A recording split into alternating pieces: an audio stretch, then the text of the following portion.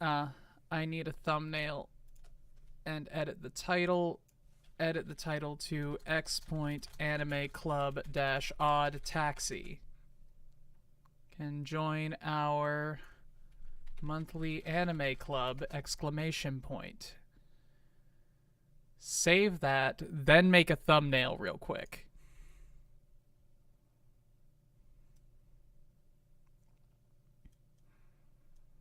Or you haven't prepared the thumbnail yet? No, I always forget about it. Hello, Gamerinos. Haja Memes is here. Welcome to Making a Thumbnail with Bryant. We're going to go desktop.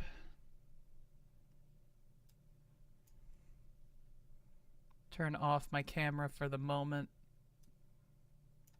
Coming off 2 weeks of bronchitis. That's ridiculous. Okay. YouTube Anime Club. Anime Club thumbnail. Going to delete just all of this. Get rid of all of it.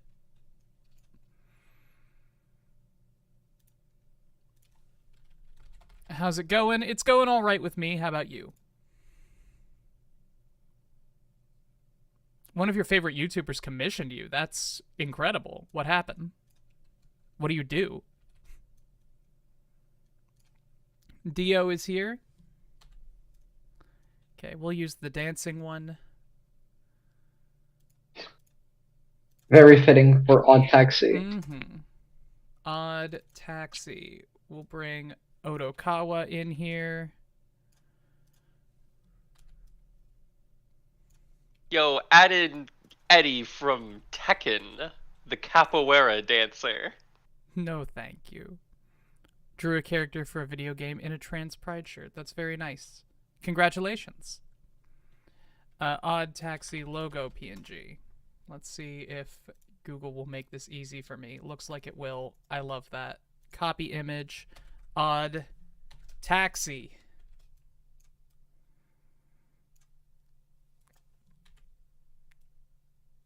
Okay. Control Shift Escape. Odd Taxi. Export. Edit.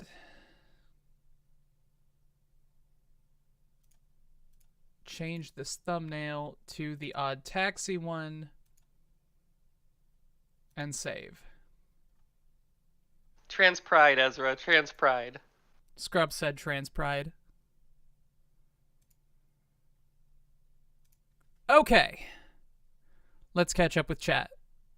Playing Final Fantasy XIV when this popped up. Well, welcome to this. It's going sad here. I was stupid and trusted a company enough to pre-order. Don't do that.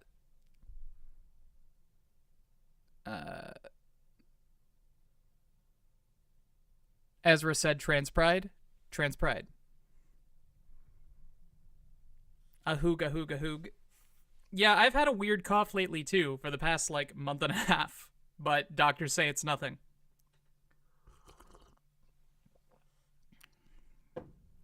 So how's everyone doing today?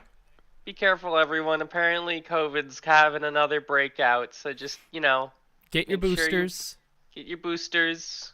Get your masks ready. I say that like I've had my boosters. I haven't. I can't believe it. Also just got a new mixing board, so I don't wear a mask anymore. That's good, Clyde Scream.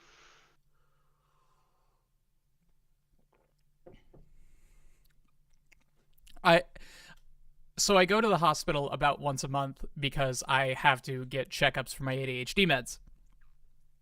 And every time I go, I wear my mask. And somebody on hospital staff always says, like, the mask mandate is lifted. You don't have to wear that here anymore. And I'm like, yeah, it's a fucking hospital. I don't know what the people are here for. I'm not going to catch whatever these people are in for. I don't wear it to the park.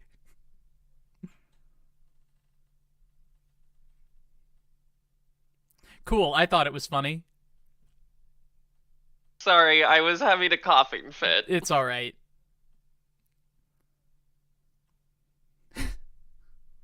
Scream, we're not all that different, you and I. Ravioli or cereal? It's still early enough for cereal, but it's late enough for ravioli, so you choose. If you're in the hospital, you should always wear one. Well, I'm technically in the clinic. It's just in the same building as the hospital. So it's not like there are super sick people there. Anyway, let's have a nice chat about one of the most tightly written anime of all time.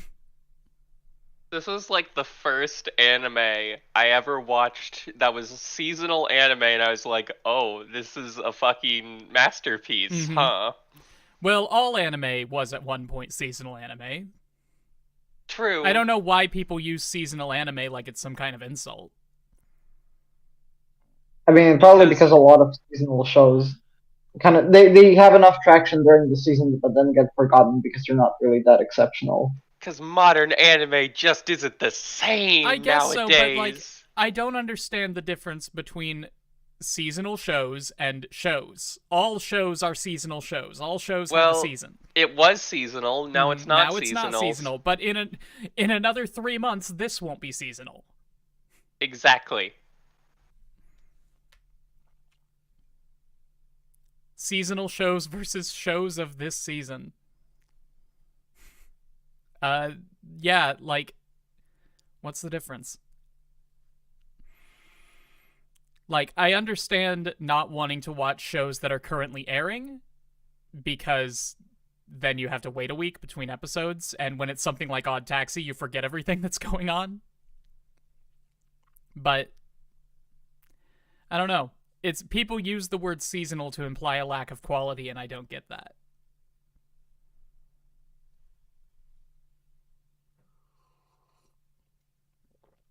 So, Odd Taxi.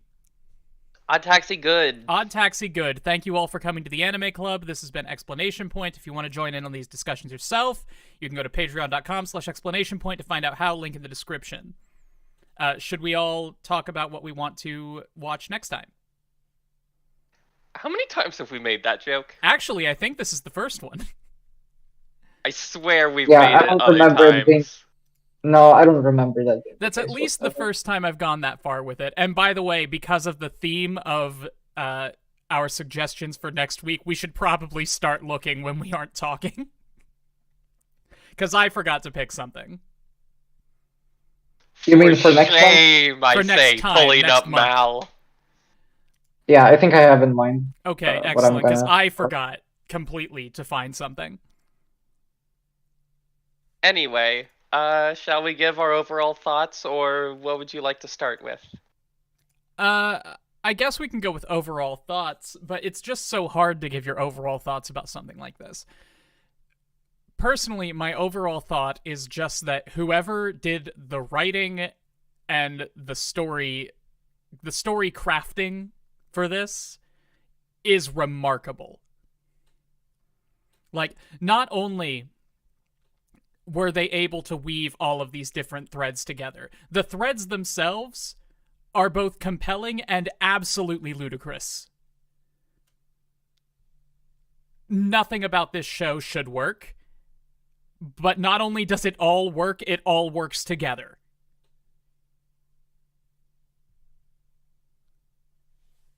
Yeah, that's true. Thank I mean, you. I feel like I was never really all that amazed by it, but I can definitely agree with everything you say about why it's good. I would also say that I really like the way the dialogue is written in the show. There's something about it that makes it feel more organic and lived than usual anime dialogue. I wouldn't say it's realistic dialogue, but it's got that very what am I trying to say? It's not. It talks about nothing. Yeah, it has conversations where you go to your doctor and you start just saying Bruce Springsteen. What's the opposite of melodramatic? It's aggressively normal. Yeah. Yeah, that's exactly what I'm thinking of. It's not natural dialogue at all. It's taking the mundanity of natural dialogue and dialing that up. It's a 5 out of 11.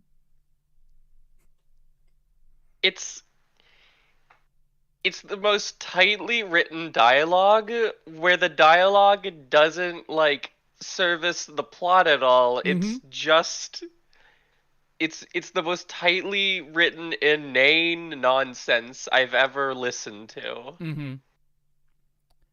Why nonsense? There's just nothing like. Yeah, nonsense isn't the right word, I don't think. Not nonsense, but like, I mean that in the sense of, it's not important. It's not like dialogue that's like, that you like, oh, if you miss this dialogue, you didn't understand the story, or you're gonna be completely And no, it's just a bunch of people talking and just having just a normal ass conversation that you would normally have. No, like, fun fact, in a video I didn't wind up releasing about the anime of the season when Odd Taxi released, I did a bit about Odd Taxi that was basically a weird anime video. So that was the origins of that.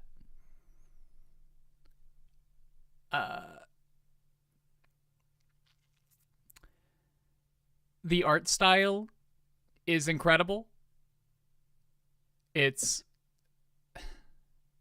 flat. Thank you for coming to my TED Talk.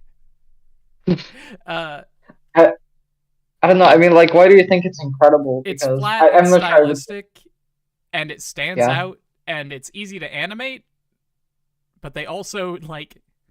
I'm not saying the animation is bad, I'm saying that it's the same thing with the dialogue. They don't do anything special with the animation, but they are aggressive about it. The characters look like they were pulled straight out of like they're a moving picture book. Gee, I wonder if that's important later. Wait, can we spoil the end of the series, or do we have to... We'll save. I mean, I think we should save it for later. I don't see how we're gonna be able to save it, because you've got to talk about it. Can I actually talk about it then? Because I got a great story about it. If you want to, but Tenik, what were you gonna say? I don't know. I mean, I don't have that much of a preference because I don't think the plot twist, the major plot twist at the end, is really all that important to the plot. So, like, we could talk about it. We could also. Cool. Yeah. So I don't have a preference. You can go Scrub if you really want to say. So this is the third time I've watched through Odd Taxi. First time was obviously when it was airing seasonally. Second time I was showing it to a friend, and we were in a Discord call with like a bunch of other people. And like, we weren't streaming it or anything. We were just kind of watching it together.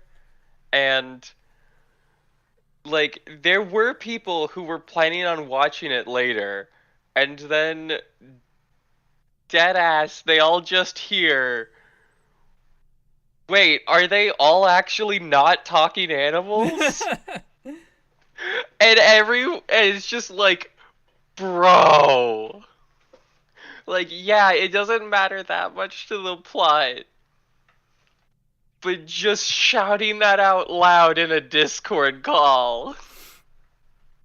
I mean, like, it's their fault for being in a call for an anime they didn't want to get spoiled on. That's about where I'm at with it. Like, somebody watched my, which video was it? My Your Lie in April video.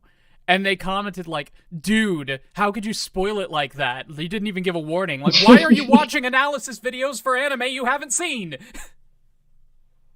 Yeah, exactly. But no, like, why are you in a Discord call for an anime you haven't seen?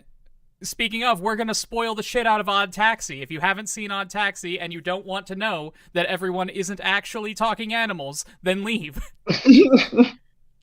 Why were you in here? Yeah, seriously. I mean, thank you for coming. I appreciate your company, but we're going to spoil the hell out of Odd Taxi. We're going to spoil the hell... I can't stick around, but I thought I'd pop in and say hi. Bye, Satan. I hope you enjoy your new forbidden knowledge. I treasure your viewership. Get the fuck out of here. Did you know that about 50% of viewers on this channel aren't actually subscribed?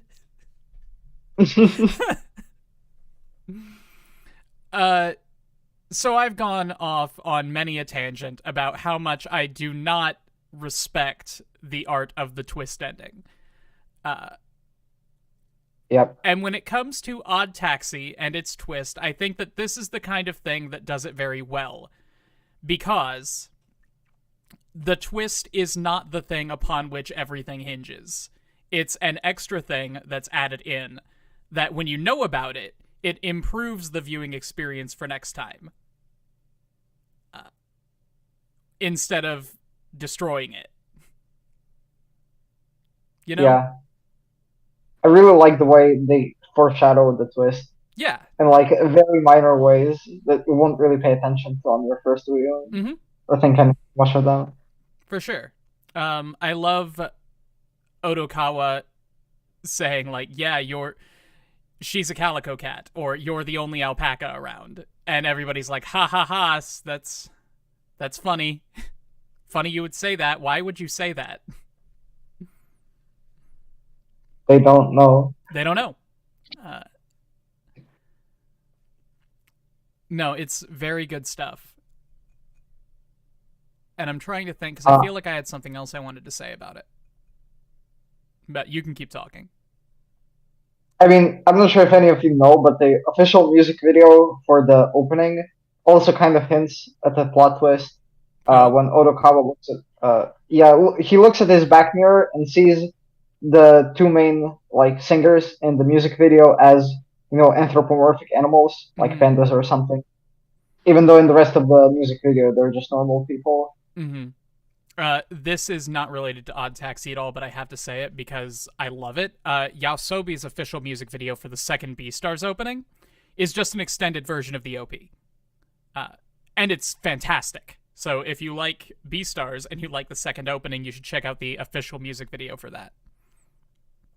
Because it's just more of the opening. Epic.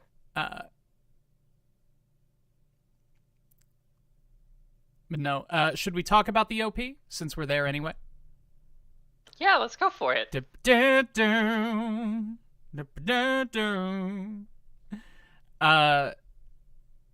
I can't get this song out of my head every time I hear it.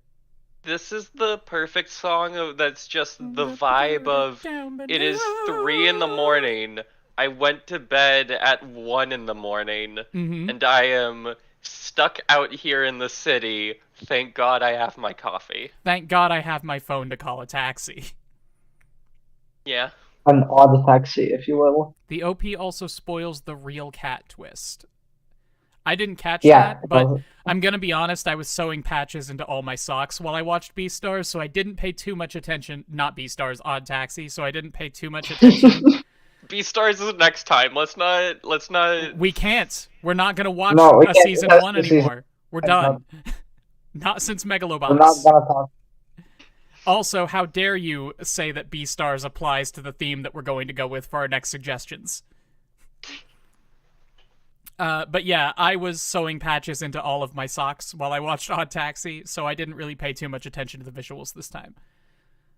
Yeah. How does the OP spoil the real cat twist? Well, It just shows the cat. It just shows the cat. So there's a clip where we see Odokawa's head, and when it's turned around, it looks like his closet, and out of the closet you can see just a normal cat peeping. And then I think it turns around to his normal head, and that's where Goriki and the alpaca girl are looking at him for a bit. That's it. Yeah, I missed that this time, and I don't remember from the last time I watched it. What was in the closet? The cat. Just a normal cat. A normal cat. That's Okay. the red herring. Yeah. Literally everyone was just like, it was like, that was the whole thing where it's just like, did Odokawa just kidnap a child? I mean, he made it clear in the first episode that he didn't kidnap anybody. Yeah. Like, well, at least that he didn't think he kidnapped anybody. Yeah, but we can't trust him as an audience at this point. Well, we can't trust him as a narrator at all. He not only is he seeing animal people where there aren't animal people, he says in the first episode that he's a liar. Like, he embellishes things at least. Right. Well, I mean, I guess that only helps. Mm-hmm. Anyway, the song of the OP is perfect. It really matches that vibe of getting into a taxi at 3 a.m. After you have had a full night and you had a good time and you're ready to go home. You're not like beat or super drunk or anything. You're just standing out on the sidewalk in the middle of the city, looking up at the streetlights and thinking like, yeah, I had a good day. You know? Mm-hmm. Yeah, I can see why you think it has that kind of vibe. I think I like the visual aspects more because I mean it goes over like all of the major cast, which I guess is pretty much everyone. Mm-hmm. Gives just a bit more attention to Otokawa, and the transitions are really good. Yeah, no, visually the OP is remarkable. That watercolor style complements the actual style of the anime so well. Yeah. No, I wish I had more to say about it, but again, I just didn't pay attention to it this time like I usually would.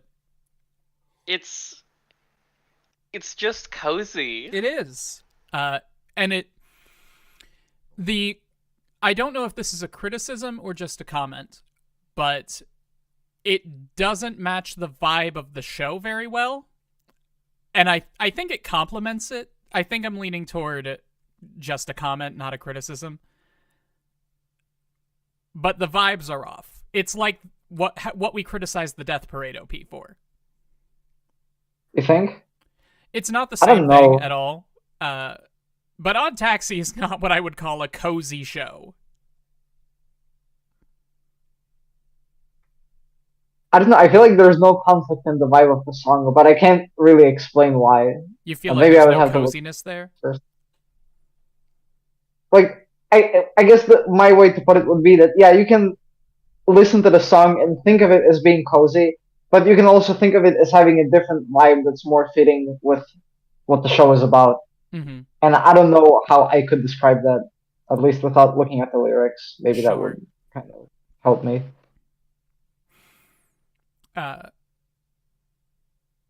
Yeah, I think you can get a lot out of it. I got cozy 3 a.m. taxi ride, but that's me. Yes. Odd Taxi content Pog, one of my faves of the last years. Well, happy to have you here. Yeah, Odd Taxi's it's a fun little cozy because it's not warm yourself up by the fireplace with hot chocolate cozy. It's just that nighttime city life where I don't fear about getting mugged in the middle of the night kind of cozy. Because the criminals aren't that bad. The criminals are nice guys. That is an absolute lie. The criminals in this show are absolute monsters. Just because I'm a bad guy doesn't mean I'm a bad guy. Just because I murder people doesn't mean I'm a bad person. Yes, it does. You can't say that. They explicitly have a rule against killing people that Dobu refuses to tell Otokawa just to manipulate him better, or try to, I guess. That's exactly why I kind of said that. The criminals are nice guys. But I guess we'll get to that. I suppose so. Hi, Fire King. Fire King's here. That means I need to... Oh, I don't need to move my camera. Whoa, Fire King just slotted in there. I had the echo going. Excellent. Love to hear that. Chocolate? Throat's a bit sore, so I might not talk as much till I have to go. Seems like everyone's is. Mine's fine, but everyone else has been having problems. Except Kennick. I did go to a con, so I was walking around with a bunch of people who always stood in the middle of the road. Yep. European. Okay, shall we get into the show itself? Yeah. Alright, let me look up episode descriptions. These are going to be like 3 paragraphs long. I'm only going to be for about an hour where I have to go as well. Okay. Alright. I feel like 3 paragraphs... Oh wait, every episode is going to be 3 paragraphs? I can't imagine it's not. Okay, how do we speed this up? Well, let me make sure that it's going to be a problem first.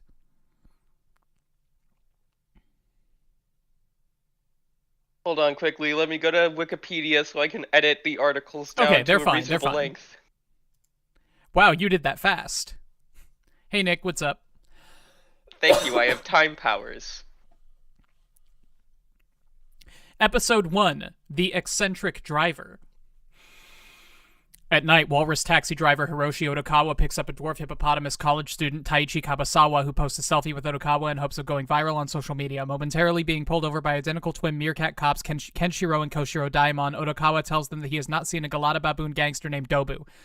At Nerima, Odokawa drops off Kabasawa, who accidentally leaves his cell phone in the taxi. The viral selfie post caught an image of Dobu in the background. At home, Odokawa talks to someone living in his closet, but they do not respond. The next morning, Odokawa visits the clinic to see gorilla doctor Ayamu Goriki and alpaca nurse Miho Shirakawa.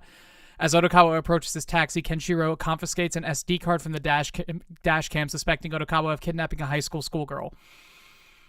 In an izakaya, white gibbon janitor Eiji Kakihana lies about his annual income on dating app.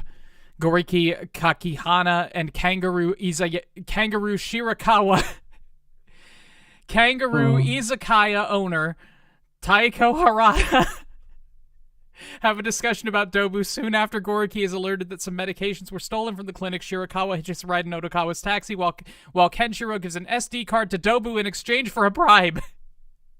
I feel like I was just watching you choke there for a second, and I was holding a glass of water and I did nothing. I didn't know what an izakaya was. I thought that was a name. But no, it's a type of bar. They're casual places for after-work drinking similar to a pub.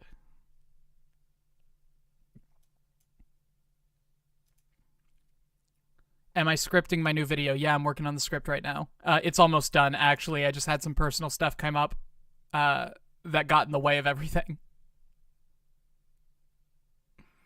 The bad guy who raps about everything he says still lingers in my head. It's so fantastic. And by the way, before we get into this, the dub of this show, who watched it? I watched the dub. I stuck to the sub. The dub overall is not good. But... Thank God. They dubbed that I stuck to the sub. They dubbed the idol group songs and the gangsters rapping, and it was phenomenal. I will agree. Mm-hmm. So I really appreciated that. I didn't have any problems with it, really. It's the delivery on some of the lines. The actors didn't have any issues. It's the directing that was bad. Because the actors deliver their lines as if they don't know what the context is, putting stress on the wrong words in sentences. A lot. Mm. Anyway, this episode does such a fantastic job of setting up everybody's personalities, and they introduce just enough characters. Yeah, they don't introduce a couple characters that come later that still show off the personalities quite well when they get introduced. Mm-hmm. Yeah, we get a lot of, like, just... there's a lot of characters in this show that I feel like normally I should hate, but for some reason I don't hate them, and I really like them. Yeah. Let's see. Who do you feel like you should hate? Inagaki? What? I'm trying to remember names. Why? Sorry, Kakihana. No, AG. AG, yeah. I feel like I should hate this 41-year-old janitor man, but like, why do I relate to him so much? Maybe not relating to the whole, lying on a dating profile, but just like, man, life sucks sometimes. I get it. Sometimes you just gotta loan a shit ton of money from the Yakuza to get a shot at marriage. Sometimes you do just gotta do that. Whenever I see a character like Kakihana, I see myself in a different life when I was a bit more desperate and a bit more sad. and a bit more willing to borrow money from the Yakuza. And, like, he's the kind of awful person where you can clearly see this barrage of unfortunate things going on to lead them where they are now. Some of which are his fault and some of which are not. Like, Well, they're just later enough his fault episode, to make it hard to feel, like, sympathy for him, but you can still feel pity. later in one of the episodes, it describes exactly that situation. Mm-hmm.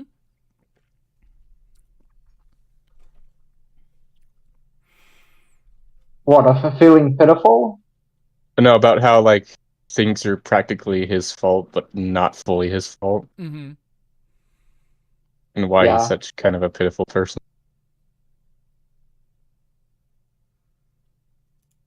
We'll get to it. I think that was are always convinced that... I don't know why people think there's a chance we're not going to spoil anything. How do you do a book club without spoiling things? We all just stand around saying we really liked that I really liked part. this. I really liked Odd Taxi. I liked the part where the things happened. And then we all just nod our heads saying, Mhm, ah, mhm. yes, part. Yes, mm-hmm. That part in the episode. Really, I really loved the part where the cat girls sing. Mm-hmm. That was very great. Did you know they dubbed it? Wait, is Yeah. that a Yeah, I spoiler? didn't know they dubbed it. Spoilers! That's too specific. I was Yeah, waiting for another 10 years down the road where I learned that fact. Well, there goes that plan. Damn it. Well, I guess we can just talk about it freely now. Anyway, let's talk about Kabasawa. Or, we haven't talked about Odokawa yet. we haven't even got. Yeah, Depressed Odokawa man. is the kind of guy... Yeah, when you said there are characters that you should hate that you don't, I was thinking Odokawa. No, I love Odokawa I know, so right? much. I knew I was gonna like him. I he's love wonderful. that. He's just like, he's not even grouchy. You think he would be grouchy, but he's just like... he's the like a most- mix of sarcastic and kind of disinterested in a lot of things. Comes off as a weird combo He's that the makes him kind- interesting. Mm-hmm. Yeah, he's the Yeah. kind of taxi driver who, like, I get in. We don't say a goddamn thing. Yep. There's no conversation. I leave the taxi and I'm like 5 stars. Mm-hmm. Absolutely. Like, halfway through the drive, he's like, you want to listen to something different? And you're like, nah, I'm good. Or like, temperature's good. Yeah, we're fine. But I mean, That's- he comments quite a lot on the people who come inside, so I'm not sure if I Yes, understand but what you're talking about. Only since he's after silent. they talk to him. Hmm. Like, I guess you'd need. that's the perfect taxi driver. You open up a conversation and they are on it. You don't, silence.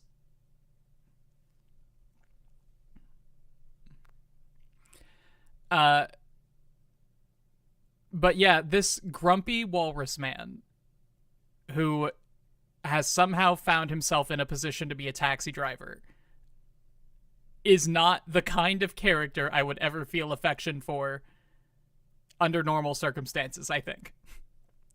I don't know. I think he would make a good side character. I was going to say he's the kind of character who only works as a main character, but I feel like he would work as like a gag character as well. Yeah. No, come to think of it, I think I was just wrong. I think Odokawa is fantastic in whatever situation you put him in. Just his personality is so abrasive in a very Fuck, got charming it. Put him way. in a war zone. Put him in a war zone. I could see him like Hogan's Heroes. I know nothing. Not like that, but more so like the commander comes in, asks what's going on. He's like, just like generic the whole time responding. Mm-hmm. Okay. So Odokawa is wonderful. I want to talk about the opening shot of the whole thing, because I tend to focus on those a whole lot. Of the body being dumped in the river. Which, You mean the sea? Yeah, the sea, the river, the water, the big body of water. Yeah. And is that chronological? Is that happening while Odokawa is taking that nap? It feels like it. Uh, It might be because I mean, it's we possible. know that he drove the Yeah, girl no, to the studio Uh-huh. and then went to And go then take a he went nap, on. Mm-hmm. and then body was discovered, Yeah. and then immediately escalation after that. Mm-hmm. No. Okay, yeah, that didn't occur to me before until just now, but yeah, that is chronologically in the right spot.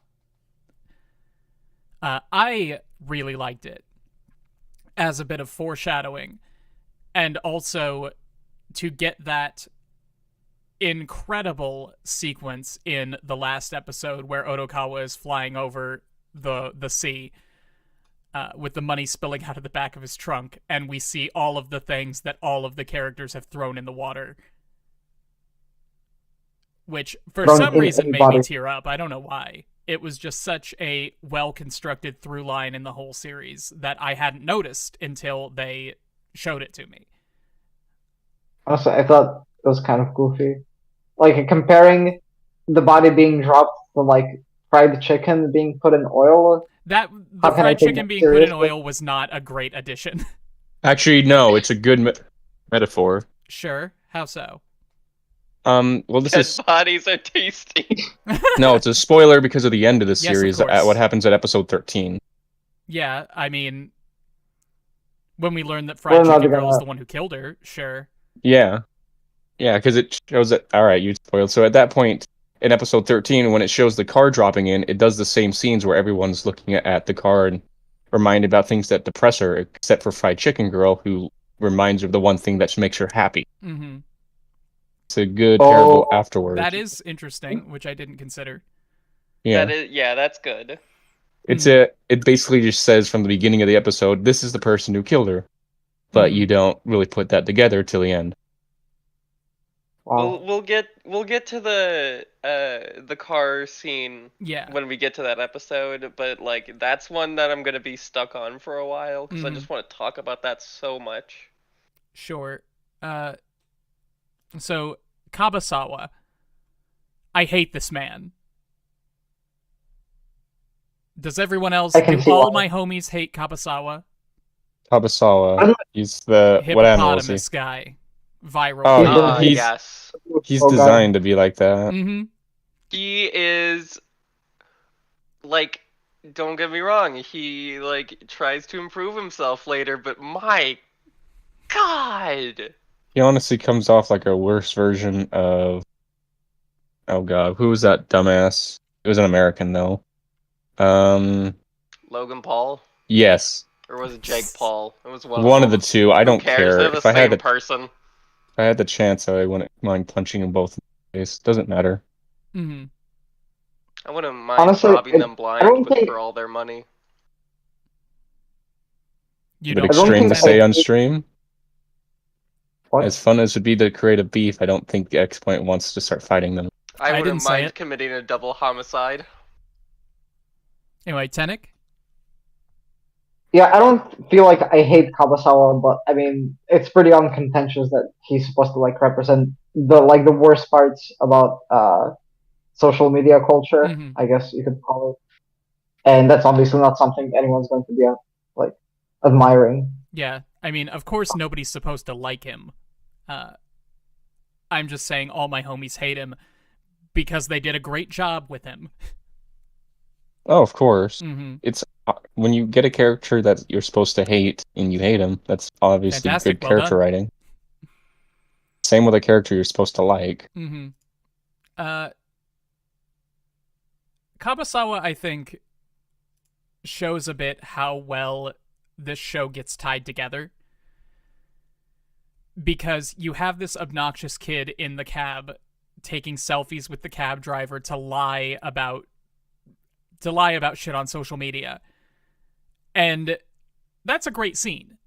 at the beginning of it, you see the personality of this cab driver, and before you know what Odd Taxi is about and the kind of show that you're getting into, you see this grumpy walrus man interacting with this energetic, self-centered teen, and you think, okay, it's going to be, personally, I thought, it's going to be like a Restaurant to Another World type. We're going to see a bunch of different personalities get into this cab and how they interact with the grumpy walrus man. And that's going to be a great show. But then it becomes vital to a very complicated plot that this happened. By the way, I got some important news for you. Oh, yeah? He's not a teen. He is in his 4th year of college. Sure, I say teenager, I don't mean like high school. I thought he was like 19. But fine, he's 21. Whatever. I'm 30, it's all the same to me now. Oh, you're starting to sound like an old man. I started to sound like an old man when I was 22. I'm just growing into it now. That's the truth. See, the funniest thing is that when I was in my early 20s, everyone called me the 40-year-old, 20-year-old because I looked like I was older. And now that I'm almost 30, I have people telling me, like, what, you're like, what, 24? Like, no, I'm an old man now. Most people tell me I always look young, and I'm almost your age. Mm-hmm. Even back when I was in my 20s, they said I looked like a teenager. Mm-hmm. Until I let my beard grow out. The Daimon brothers.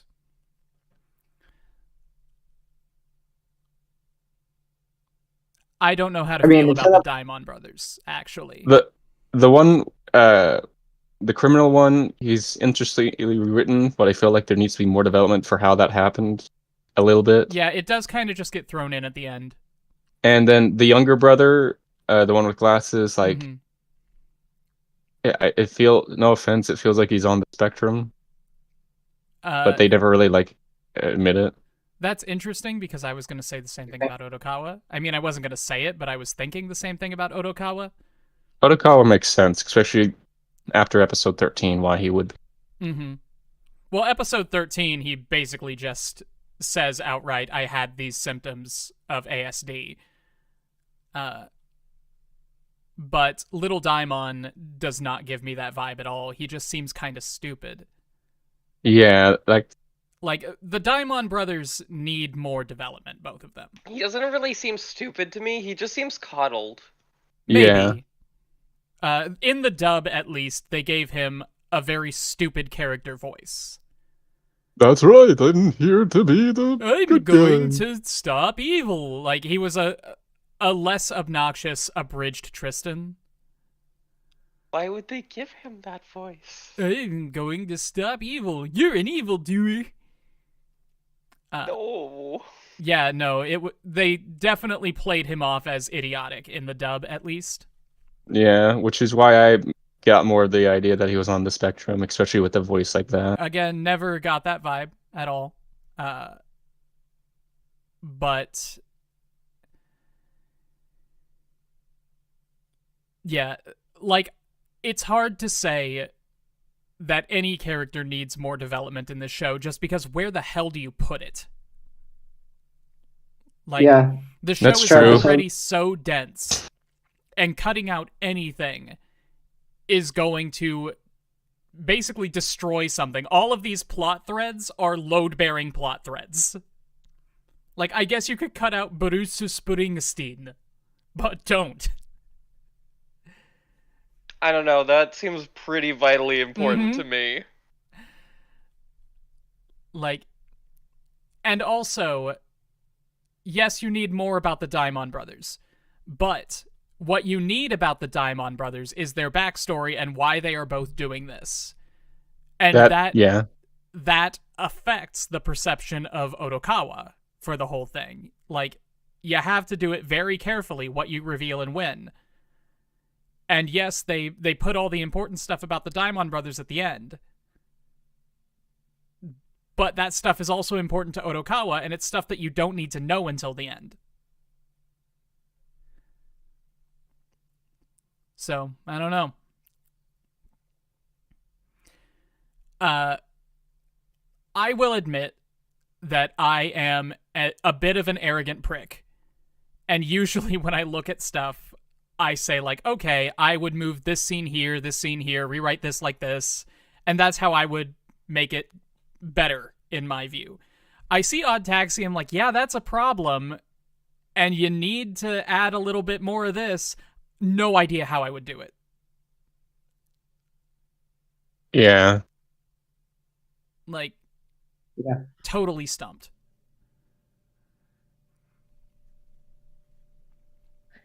Well, I mean, as I said, extra episodes or like an OVA or something. See, that is one thing. I never considered that because I never say that something needs more episodes. But Odd Taxi is one that I think you could put another episode in there. Especially because the movie has like 8 minutes of content that's just straight up not in the show. So Never seen the movie.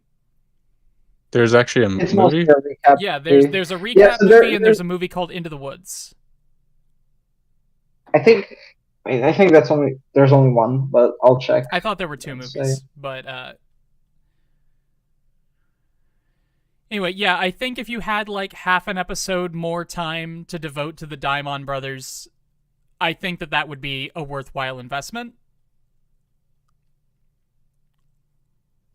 But the only question is, where do you put it? Yeah, and like also there's that part at the end when it's revealed that like Gotcha Boy didn't shoot Dobu, Young Daimon shot Dobu. But you only get that because Young Daimon says, yeah, I shot Dobu at the end. You don't even get an explanation for it. And that is a little sloppy. Yeah. But it's because they don't have time. So I do think having an extra episode would benefit the show. Right, so just to come back to that, In the Woods is the only movie, and that's the recap movie I was talking about. Mostly a recap movie. Okay. I was under the impression that there were two movies, but all right. Honestly, I feel like there needs to be some, like, they could do another episode just to like cover how it ended after 13, but we'll get there when we. I almost don't like want it changed with how it ended after episode 13. Sure. I don't. But again, we'll get to it. Yeah, nothing. Yeah, we should nothing after episode 13 really matters, but we'll get to that when we get there. Goroki. Goroki is wonderful. I love this gorilla man. Yeah, pretty cool doctor. The conversation that Odokawa has with Goroki is so characterful and so memorable, despite being about fucking nothing. Like, this is a conversation that I could see two people who have known each other for a while just sitting down, shooting the shit, being like, yeah, we are the world, right? You remember that crazy entitled American song with all the rock stars from Christmas? From like the 80s? I don't remember all the lyrics or how it goes.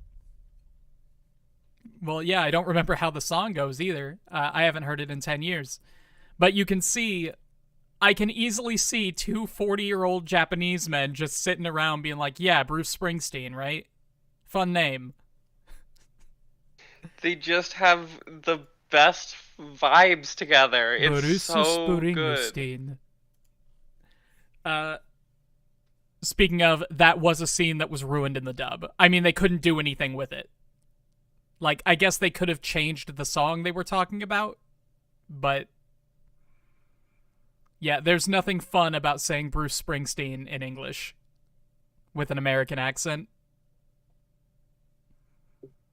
Yeah, that's true. Yeah, for everyone in the chat who has only seen the dub, you should look up the Bruce Springsteen scene in the sub. I feel like the rapping might have suffered a bit from the localization a bit too. I don't, but we'll get there when we get there.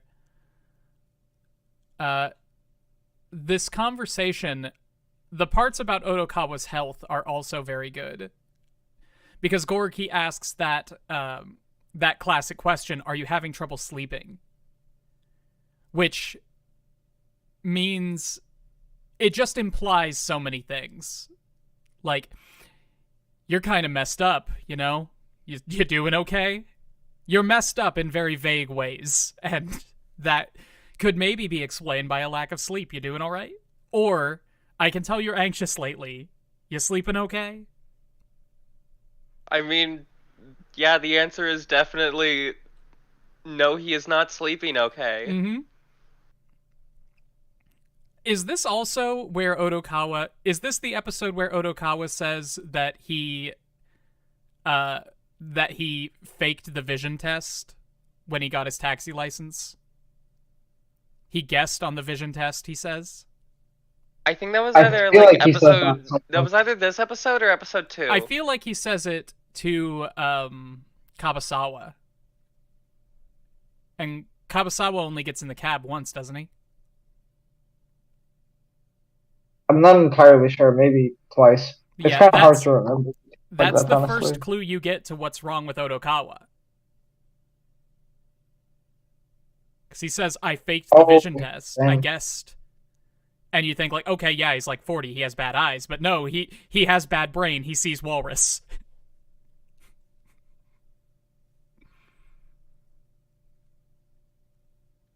He sees When you furries. think it's the letter E, no, it's walrus. No, I'm seeing walrus there, Doc. But yeah, it's usually just the letter E or the letter Z, so just go ahead and guess that. it's like, yeah, it's one of those. Well, wouldn't the vision test in Japan be kanji? That's very interesting. It wouldn't be kanji because then you get a kanji that the person doesn't know, and they're like, "Well, shit, I don't know. It looks kind of like a dog if you squint at it, but it would be hiragana or something." Let's look it up. Japanese vision test. Looking at the very important things now. Yeah, how to read an eye. Oh, this is very interesting. Still English? No, actually, let me show a picture of this.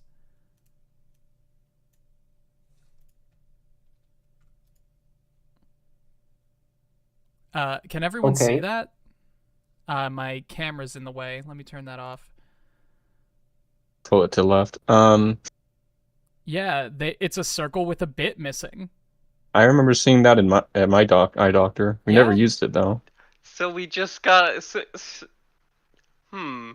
So I can cheat on the vision test if I just input in the Konami code. Hehehe.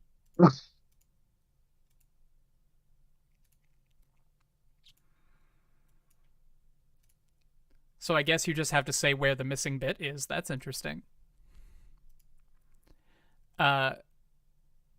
So Goriki is a wonderful character, and I love the role that he takes on later in the series, where he becomes, like, the police officer who gets too obsessed with the case, and even though he's not on the force anymore, he's still looking into it. It's so... How do I describe Goriki? It's just like... He's just such a cool guy. He's just such a nice friend. Mm-hmm. And... Wow, after my experiences, it's so nice to see a doctor that actually cares about patients. I don't think it's Even an if issue of he's caring about so, patients. I think it's an issue of having a personal interest in Odokawa. Not that I'm saying Goriki doesn't care about his patients. I just don't think he would go out of his way like this for just anyone. I can dream. Sure. Well, if he goes could out of his way also- like this for just anyone, then he's not going to have time. You could also factor in that Odokawa has a really special case as well. It's Mhm. an interesting puzzle. Yeah, On top of being his medical friend. curiosity.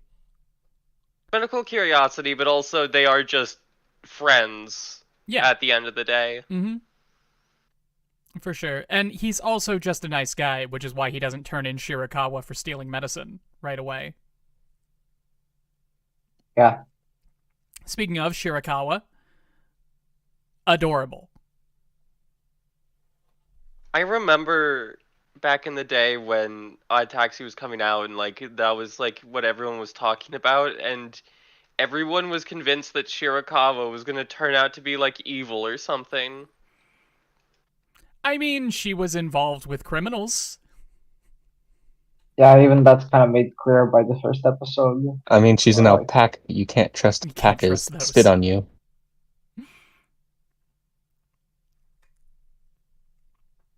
I guess not. But I don't think the conversation between her and Odokawa in the taxi happens until like episode 2 or Later, something. yeah. That's Yeah, another so thing. there's not Is that like, much. I was watching episode 2 and stitching up my socks, like I said, and I went to put on the next episode after it ended, and I'm like, yeah, episode 5, right? Like, show is so damn dense.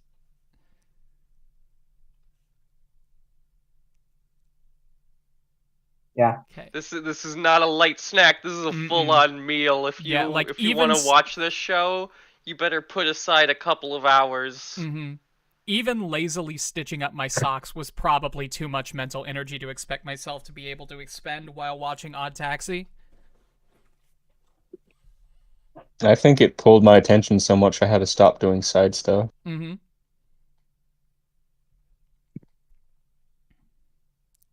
Okay.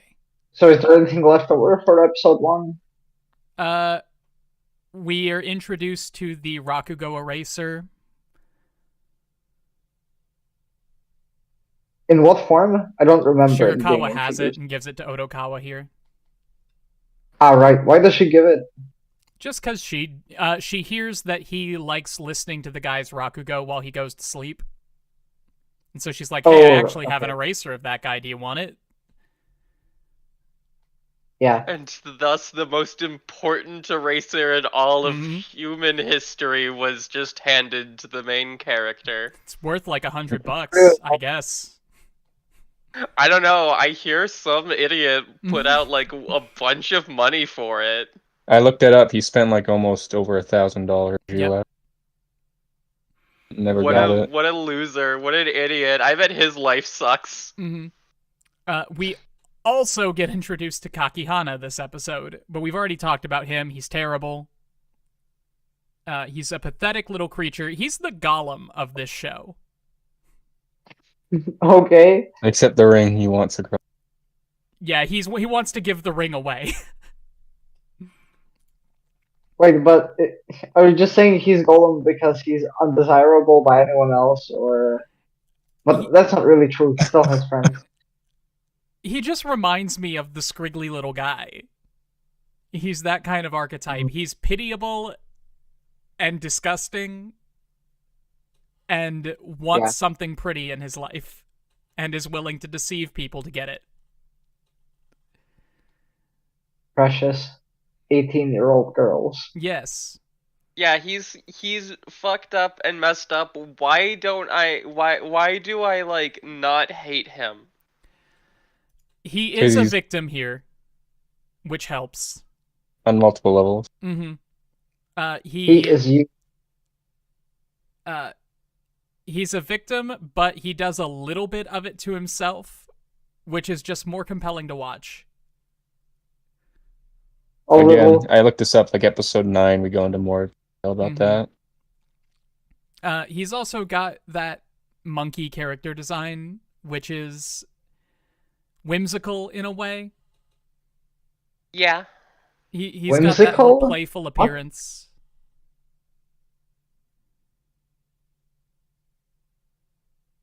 So wait, you're saying whimsical because he looks playful? Yeah. Is that it? Okay. Monkey. Return to monkey. Yep. We should move on to episode 2. It's been an hour already. It's been 30 minutes since I got here. Yeah, it turns out Odd Taxi's not a show that you can just brush aside super quickly. It's true. You know what? Let's just skip episode 2. Okay. Episode 2, How to Spend a Long Night. At Asana, Kakihana learns that Odokawa and Shirakawa traded phone numbers at the end of their ride. Kakihana receives a match on the dating app with the calico cat Shiho Ichimura. At a debut concert venue, toy poodle Rui Nikaido, the lead singer of new idol group called Mystery Kiss, confides in her skunk superfan Shun Imai that Mystery Kiss has trouble gaining popularity. Imai is surprised that Ichimura and Black Cat Yuki Mitsuya, who are the backup singers of Mystery Kiss, were contractually obliged to wear masks for their debut concert. Red Fox manager Fuyuki Yamamoto then tells Ichimura and Mitsuya to sell leftover merchandise outside the venue. Despite spending money on lottery tickets in hopes of buying Mystery Kiss CD albums, Imai hitches a ride with Odokawa, and who is eventually haggled into giving Imai a ride to Shinjuku. Imai asks for Odokawa's lucky numbers before leaving. Odokawa then picks up Wild Boar, Kensuke Shibagaki, and Horse? I guess he is a horse. Atsuya Baba. The bonsai comedy duo called Homo Sapiens. Baba receives a call to appear on a daytime food show without Shibagaki. After dropping off Shibagaki and Baba at the NHK, Odokawa is soon held at gunpoint when Dobu enters the taxi. I thought he was a giraffe. No, the giraffe is the high school student who keeps writing in. That's true. But yeah, I also read him as a giraffe. I read him as a horse. Yeah, maybe a donkey. Actually, I watched him as a horse. Fair. I didn't read him. Whoa, look at that. He's not a word. Look at that. Intentionally misunderstanding jargon.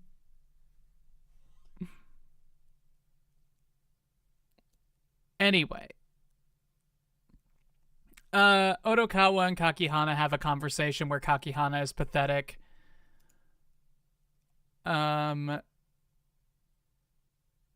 The Homo Sapiens read out fan mail. Shibagaki doesn't like it. Let's talk about the Homo Sapiens for a minute. Yeah, seems like They a good spot. probably simultaneously. It's like, yeah, like if you twisted my arm, I'd say the Homo Sapiens are the least important characters in this show, but I would not give them up for the life of me. It's true. How are they connected to the plot, really? Not really at all. I mean, I guess like the horse guy becomes friends with the white dog girl, and that kind of serves as a motive. Or well, I don't know, maybe not any kind of motive, but it kind of keeps her. I'm not sure if you could say mental health in check while she's dealing with her high motive and drive for like, I don't know, getting on top of the idol industry or something. Mm-hmm. Yeah, I would never get rid of them.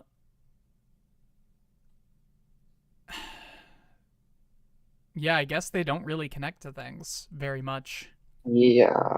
I mean, the board guy works in the cabaret club, and he meets the addict Skull Mask. another time, talks to him a bit. Runs into him on the street that one time. Like, yeah, personality-wise, I like them a lot. Oh yeah, like they legitimately, I do love their banter, their back and forth. Mm-hmm. It's great. It's not funny. It's not funny, but it feels real. They're a lot more funny when they're not actually trying. Mm-hmm.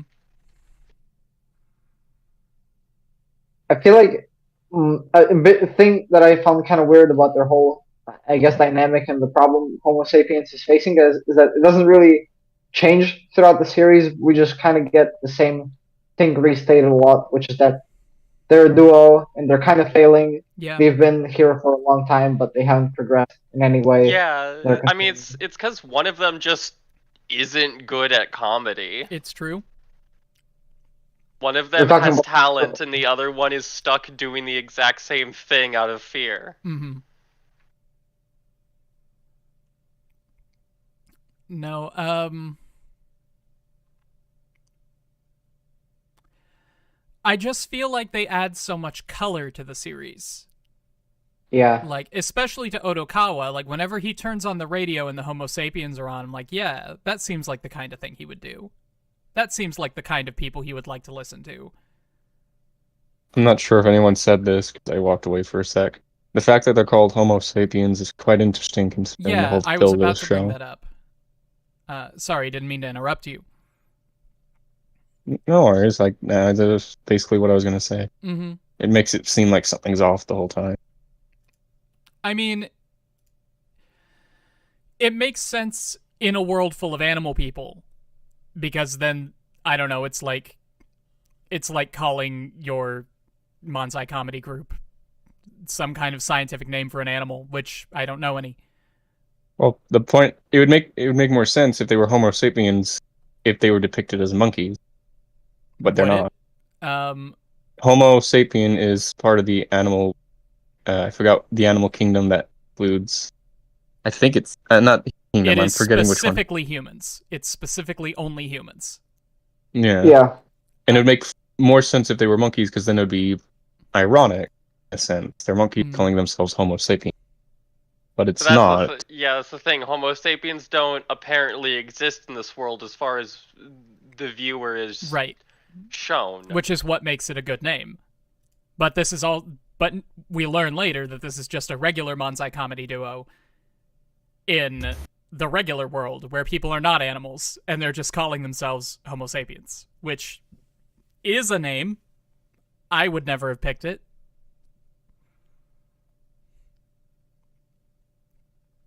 It sounds like the kind of name you give your comedy act when the whole point is you explaining the joke. Mm-hmm. Which it's a very straightforward part name. of their kind of feels like part of their setup. Sure. Yeah. Shirakawa says that she regrets taking out a loan to attend nursing school.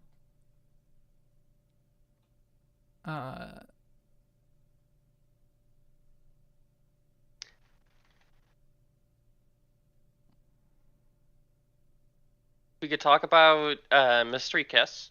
Yes, I'm going through the detailed synopsis now.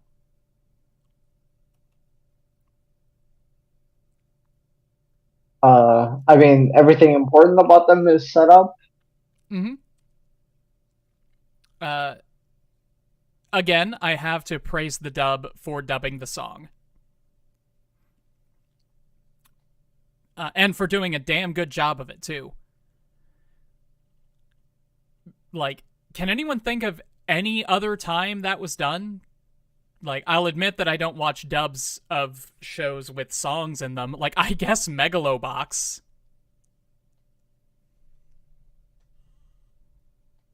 Yeah, nothing really comes to mind. Like, I thought Hiroaka did it, but apparently that song was just in English.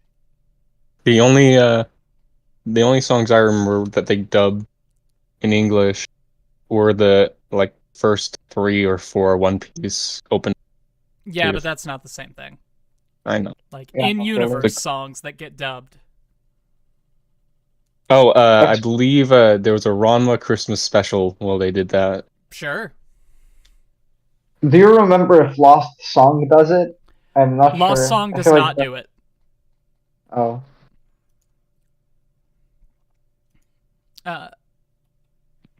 Anyway, huge praise to the dubbing team for that, especially the performer, because that was some good stuff. And you never see that, and I'm sure it's some kind of licensing rights issue, like you have to license the music separately, and it would be hard to get the rights to re-record it from the group that actually recorded it.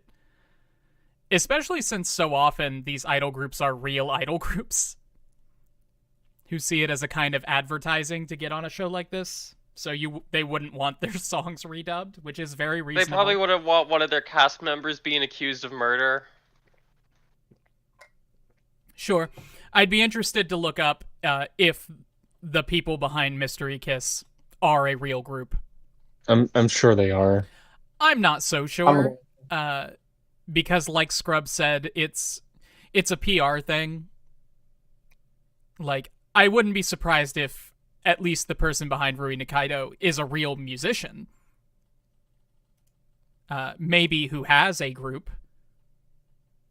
But I would be surprised if Mystery Kiss under that name is a real idol group. So, Mimori Suzuko... Yeah, she's... So, the voice actor of Nikaido is the one singing the ED. Okay. That happens I don't know a if lot. she's up there. Kaguya-sama. Are you saying that Kaguya-sama dubs songs? Because I can only remember one time they did music and it was rap. And you do get rap dubbed more often than not.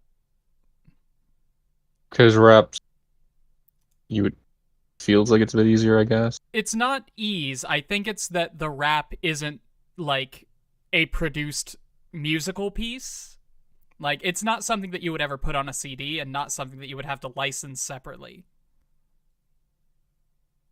That is just my guess. I don't know how any of this works, just to clarify. But yeah, again, back in Megalobox, which was the only example I could come up with, they have the rap dubbed.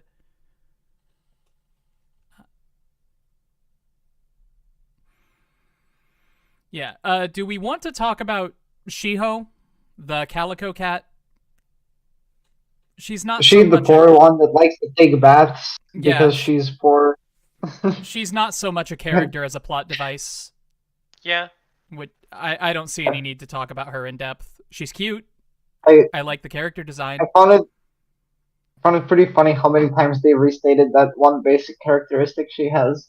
Mm-hmm. It felt a bit, I don't know, overdone. Yeah, it goes back to the criticism I had of Megalobox, where they are putting so much emphasis on the metaphor, but that they forget they're telling a story. I mean, I'm not sure if it's a metaphor. It's just kind of a basic character trait. It's a metaphor. It goes back to the whole submerging thing that we were talking about at the beginning of episode 1. Because the thing that gets dropped in when Shiho is watching the scene is the bath bomb. Yeah. Like, it's a baptism thing. It's a restarting your life thing. Okay. I didn't consider it that way. I guess you could. Yeah, like But yeah, plot device. Whenever you see anybody being submerged in water, it is a baptism metaphor. Just look at it that way and you will be right 9 times out of 10. It's a metaphor. It's a metaphor. Amazing. Mm-hmm. So the killer fried chicken thing. Baptism metaphor.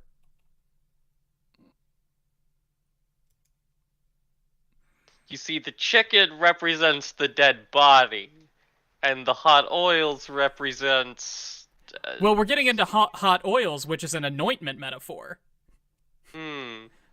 A baptism and anointment 2 for 1. So Mystery Kiss But it could represents also mean the hot water that she's in because she's getting arrested Oh now. my god, Scrub, you're a genius. You're the next Joseph Campbell. But I mean, she doesn't even really get arrested at the end, so she's the one getting away with it the most in the whole show. Even though she's arguably the one who started all of this. Mystery Kiss as Jesus Christ.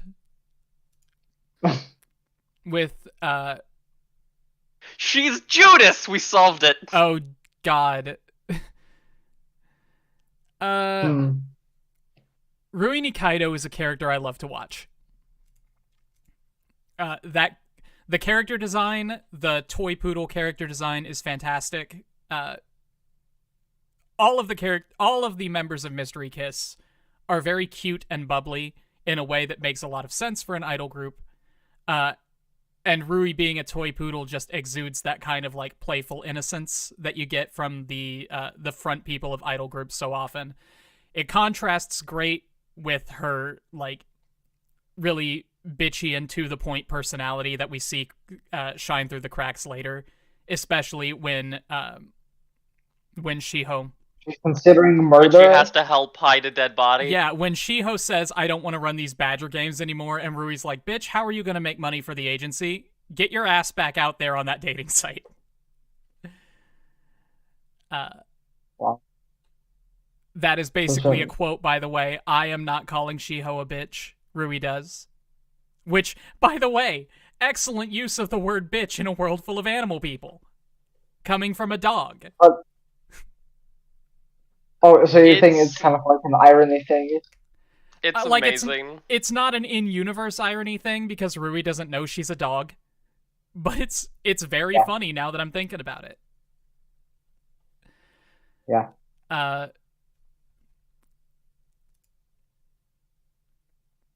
Yeah. I will say... You will say? Do you want to say something else? No, go ahead. I was going to say bullshit to fill time. Okay, so I don't know, maybe this isn't a problem because, like, the girls that make up idol groups aren't necessarily actually good friends in real life. Mm-hmm. But I feel like we don't get that many scenes of them talking together, giving any kind of impression that they're colleagues. Like, yeah, obviously we know they're a part of the same idol group, but Mm-hmm. aside from episode 2, where we see the Calico Cat and the Black Cat talk together while selling stuff, the only other times we see them talk together is when it's something plot important. I Sure. think only that one make of sense? them would actually attempt friendship. The other is a psychopath, and Rui is seeing everything as a business. Yeah, like Rui sees them as her colleagues. Yeah.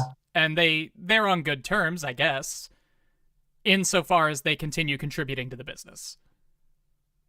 Like, Yeah, that's fair. Yeah, I feel bad for Shiho because she doesn't seem like she wanted to get into this in this way. But it doesn't bother me that they don't act friendly because they aren't friends. Yeah.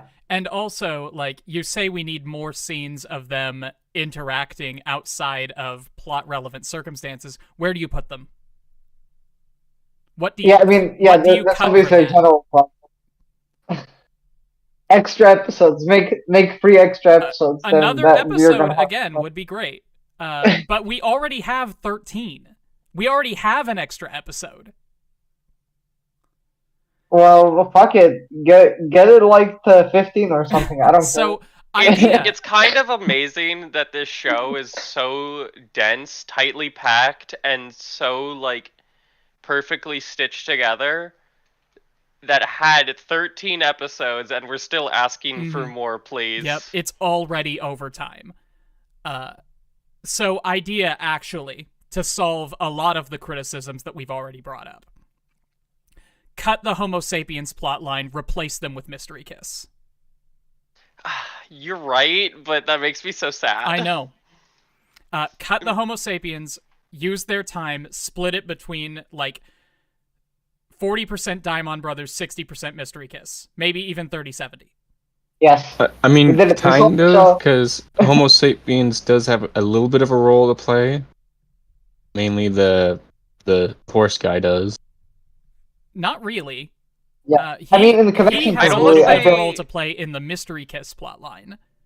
Yeah. When we Yeah. could easily just replace Homo sapiens with Mystery Kiss and have I will say that we like, could have it was Amai just take that role. It was just a friendship thing, right? Like they were just friends. Yeah. Yeah, because like Far was as actually- far as I know. yeah, that was just genuinely cute. Mm-hmm. They seem like people who were in similar positions and who related to each other. Also, I do not like the term just friends, but that's me. Look, I'm just making sure I didn't miss something gross. I understand. Just trying not to make a fool of myself, man. No, I get it. It's not a problem. It's just me. Yo, what if they made Little Daimon take on the horse guy's role, and then he That has to be like the friend and have high expectations for life? That would actually be a genius idea. My because instinct is, like, my initial reaction is, that's dumb. You can't do that. And, like, No, but, like, it's it'd the be kind of perfect that's for, like- dumb that plants a seed in my head. Then, like, aw, fuck, that's so dumb. I can't It believe ties- that works. It ties back into the whole like mystery angle of just like where the dead body and like we have And then one of you the have a people who person worked, on the and then- police force who is close with somebody who is close to the killer. Fuck, man. Yeah. That's so dumb. That's so good. I'm a genius. Maybe I should start writing anime. Yeah, Maybe you should. You know, I can give you YouTube lessons if you want to up your Patreon subscription. Aw, man. Hi, Katara. What's up? So, we haven't really talked about him. Imai? I was gonna say Yamamoto. Oh, yeah, Yamamoto. Yamamoto is another character we don't get enough time with, I think. But only barely. It's like he again feels like he exists to fill in a plot hole. I mean, he's there because he has to be. He's there there because has to Mystery be a Kiss manager. needs a manager, yeah. And also, like, technically, yeah, Rui could be the one to initiate, just like protect the business, but it makes sense that she kind of fell into this whole thing. Mm-hmm. Yeah. Also, because nobody else is gonna say it, and I'm the only one who would say it, human Yamamoto, kinda hot. I don't remember the human forms of like anybody very well, but yeah, I do remember him being kind of hot, but also not looking much like his animal form. Yeah, there wasn't much of a resemblance. I guess because he has like emo hair. Like, how are you gonna do that as an animal? But again, I was focused on my Hanes socks and sewing little bits of my friend's old pants pockets into them. So I didn't look at the screen very much. Sponsored by Hanes and my friend's old pants. We can also talk about Amai. Imai is so cute. Yeah. He's so cute! Mm-hmm. Oh my god! Why? He's the most adorable fucking person ever! Personality-wise, Really? mostly. He's enthusiastic and he's supportive. He's a bit of a simp, which isn't not cute. I mean, I feel like that's understating it a bit. Isn't he say Fine, he's he a says huge multiple simp. times. He's a huge Yeah. simp, but he doesn't like... It's never like a sexual thing. He's just like... He's just a really big fan of them. He just has this huge parasocial affection for Rui Nikaido specifically. And yeah, it's really creepy, but it's also really cute because he doesn't give off the vibe that he's going to stab her in the neck. Yeah. He just wants to buy all her CDs and make sure that she makes it. Like at one He point, I has think the energy of that friend who always wants to support you without ever having have been that friend. Yeah, like you know the super fan in Agretzko who spoilers at the end? He's like that, but he doesn't spoilers at the end. yeah, I definitely know what you're talking about. Mm-hmm. Wait, actually, are you talking about the kangaroo guy from Agretzko?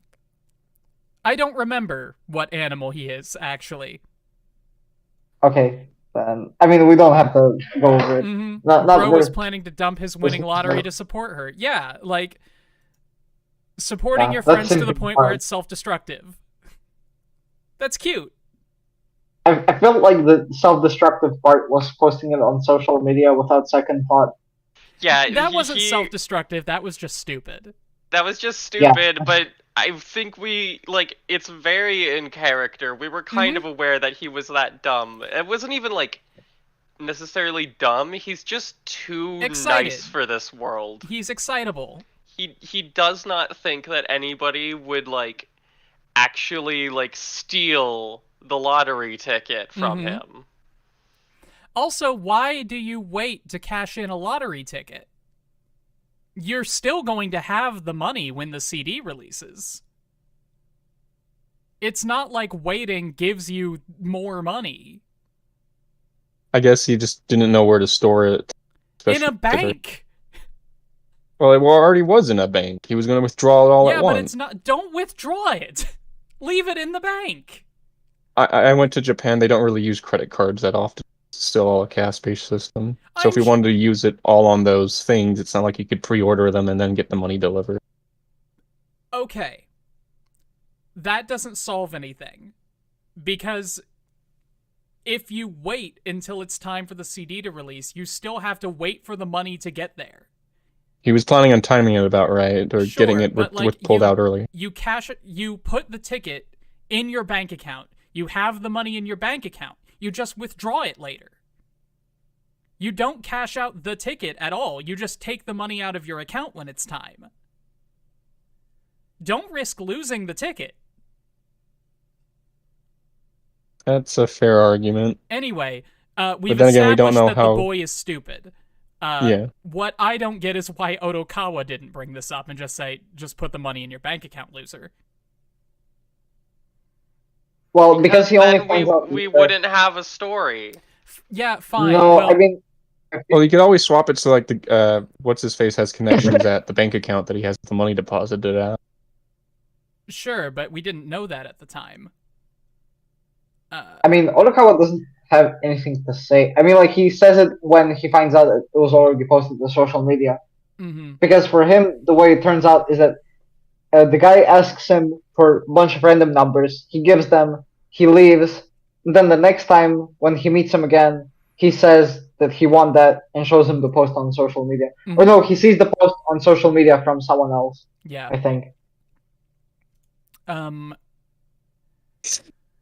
Anyway, point is he's a damn fool, and we love him for it. I love him so much. He's so fucking cute. Unlike Inagaki or whatever the fuck his name is, who is a damn fool and we hate him for it. Mm-hmm. Anyway, at the end of episode 2, the plot starts. When Dobu enters the cab, puts a gun to Otokawa's head and says, "Drive." Drive you where? Just drive. We're gonna have a talk. Just, do you not know how this works? The gangster gets in the cab, puts a gun to your head, and says, "Drive." Dobu has such a great character design. I love Dobu so much. He looks like a criminal, despite not looking like a human. He's got the spiky design with that awesome outfit.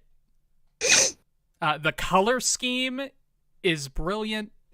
It's like dark with those little splashes of color in it. Man Dobu out here being nothing but spikes and triangles. Mm-hmm. Yeah, like that super colorful coat that he wears. Like the purple coat with the contrast of the orange spikes on his face and his fangs. Like, even his eyes are pointy. Yeah, he has a really sharp and angular design. Mm-hmm. No, it's fantastic stuff. Should we move on to episode 3? Yeah. Rex Wart brings up Amai being a fucking idiot OnlyFans simp. Which, yeah. Yeah. I do disagree that Rui was seeing another guy. That had friendship vibes to me, but I can also see you seeing it that way.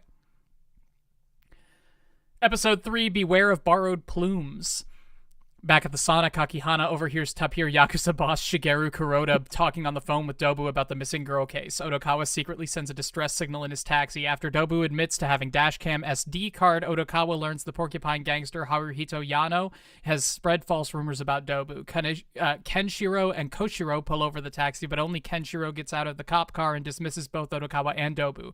Agreeing to cooperate when Dobu threatens to harm Shirakawa, Otokawa drops off Dobu at Shinjuku, where Dobu buries his revolver. Running late for his date with Shirakawa at the park, Otokawa swerves the taxi in front of Puma video game developer Hajime Tanaka in the streets. At the park, Otokawa and Shirakawa watch the sunrise together and talk about capoeira. After dropping off Shirakawa at the clinic, Otokawa meets with Kakihana at the izakaya. Soon learning that Kakihana inputted false information in his profile on the dating app, Shirakawa contacts Otokawa saying that Goriki has gone missing. Kakihana meets with Ichimura at the bus stop in Arakawa. Unaware that he is being tailed by Yamamoto and polar bear gangster Togo Sekiguchi. Hard. Say again? Sorry, that was not. Oh, okay. I didn't remember Goriki being missing. Why is he missing? Yeah, I don't remember that either. Yeah, I remember not Goriki, but I remember AG being missing. At the end of the episode, the detailed synopsis on the Odd Taxi Wiki says Shirakawa discovers that Goriki did not go to the clinic that day. On a call with Otokawa, she shares that she has not been able to contact him, for which Otokawa shows concern. Yeah. That's right. It's kind of closing the revealed later store. that he left to go look into Odokawa. Yeah.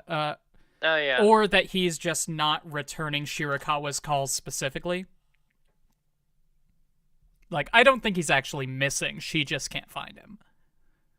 I mean, I think at this point in the story, like, he closes the clinic for some time, so I think it has to do with that somewhat.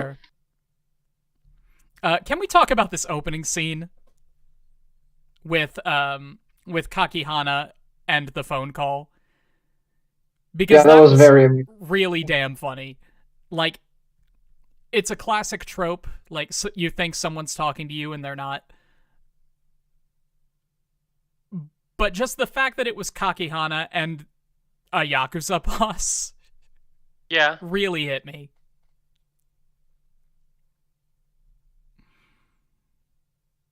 Yeah, but wait. First off, does anyone else have anything else to say about this scene? I don't think so. Okay, because I feel like I would appreciate if we could just clarify this, like, I guess, plot that is going on in this part of the series, because I'm not sure if it ever really seemed entirely clear to me. So the boss guy wants to find out what happened to the missing girl, the other black cat. Yeah. And then he deploys Dobu and Yado to try and find out. And is that right? I'm not sure he ever told Yano. Oh, Yano. I was thinking of the porcupine. The porcupine guy is Yano? Yeah. Yeah. I don't think he ever told Yano about it, or told him to do anything about it, at least. I think only Dobu is on that case. Yano's just out here trying to make some cash. Yeah. Okay. So Dobu wants to find out what happened to the missing high school girl. And that's why he wants to get the dash cam. Yes. Yep, Dobu wants the dash cam data to find out about the missing high school girl. Because she was last seen getting in Odokawa's taxi. Or yeah, getting in a taxi. Right. So then he gets the dashcam data through the corrupt cop, and then he sees that he didn't, like, kidnap her, right? Right. And that's it. I think that's it. Now he has to go back where it's just like, hey, what was the main reason? Just to, like, remove any trace of the whole photo issue? Dobu is going to threaten Odokawa, saying, hey, don't work with anyone else. Specifically, if anybody comes asking for your dashcam data, you tell me. Because first off, he's expecting that Yano is going to try to one-up him in this. Even though Yano doesn't know anything about it, Dobu does not know that. And second, he thinks that if somebody else comes asking for the dashcam data, if that person isn't Yano, then that person is connected to the case somehow, and that gives him information. Right. Yeah, so that's why he kind of tries to threaten Odokawa to, I guess, work for him in that way. Right. Because whether he knows it or not, Odokawa is connected to this. Odokawa is the last person who saw this girl alive, except for the person who murdered/kidnapped her. So something in that dashcam data is going to be relevant to the case, and anybody who is after it is interested in the case, which is true. Yeah. But I mean, wouldn't Yano also have insider information as the guy who kind of disposed of her dead body? Did Yano dispose of her body? Yeah, they did. So, like, when Yamamoto and Rui find her dead body at the studio... Calls Yano. That's right. Yes. Yamamoto calls Yano, and they help them dispose of the body, and they throw it at Tokyo Bay. That is right. Okay. So Yano knows that the girl is dead, but does Yano know who she is? No, Yano doesn't ask questions. Well, that doesn't mean he doesn't know who she is, but... Yeah. I mean, yeah, I guess the idea could be that he just didn't remember her face, didn't care enough, or something like that. Like he could ask, like at any point he could But say, he doesn't "Hey, ask questions. yeah." He could have just gone up to Yamamoto and say, "Hey, who is that one chick that we threw in the sea, the river now?" Mm-hmm. It's just gonna be the river now. The water. Well, yeah. I mean, that's Hey, one you way to remember when consider it. we baptized that girl? I love that the mandrill's name is Dawn. Because you hear the tape, the baboon, the Rakugo guy. Yeah. Her dad. You hear the tapir calling this guy Dawn, and you think he's saying, like, oh, he is my Dawn. He is the person above me in the Yakuza. But no, that's his name. He's just a guy. I never considered it that way. Like, I think in the sub, it wouldn't have... I think in the original Japanese, it wouldn't have read that way. Because Dawn is like an Italian mafia thing. And you hear him say Dawn, and you... In the dub, I would assume that that is a localization thing. And that you're saying Dawn as a title. And that it was translated that way because that's something that English-speaking audiences would understand. When they wouldn't understand Japanese Yakuza ranks, necessarily. But yeah, no, I think that's how it is. Like, I think that's just a nice bonus in the translation. Holy fuck, Lois. What are we talking about, Tenek? I just realized that Sungwon Cho voice acted in the dub as the boar guy in the comedy duo. Oh, I didn't know that. Good for him. I don't forget that Sungwon is a voice actor, but I do forget that he is a voice actor first and a YouTuber second. Yeah. So he's been in a lot of things. Good for him. Paramount. No, I was hoping to run into him at MomoCon, but he was very busy and I didn't. Let's see. Rexwart says that Baba and Rui were having an actual connection. Like, yeah, they were having an actual connection. It was a friendship connection, I think. It was not a romantic connection. It seemed like a friendship connection to me. I do not like the implication that friendship connections are not actual. But that's me. I mean, to be fair, I think some other character does call their relationship romantic in some way. So you have at least that. I don't think that's true. I don't remember. But if it is true, then I'm wrong. And that's also fine. I mean, from what I remember, a person mentioned that it seemed romantic, and then it was kind of just like brushed off. No, that's not how it is. Mm-hmm. Yeah, I guess that might be right. I vaguely remember that, but I don't know the details. The top-tier character design is wonderful. I love... Hey, Ben, what's up? I love, like, the way I read the design is that his tattoos are like a vest. A very colorful, like, Hawaiian-style vest. Like, maybe the tapir just has tattoos as well. Yeah, I think they're just tattoos. Yeah, but they look like a vest. And that was very cute to me. The media was talking about rumors of them having a relationship. Of course they were. They're celebrities. And they're like C-list celebrities, if that. So the media is trying to drum up anything to make them interesting. Little did they know that there's a murder afoot.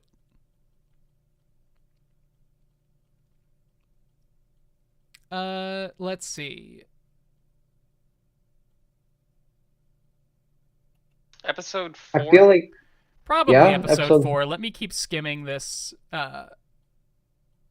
synopsis.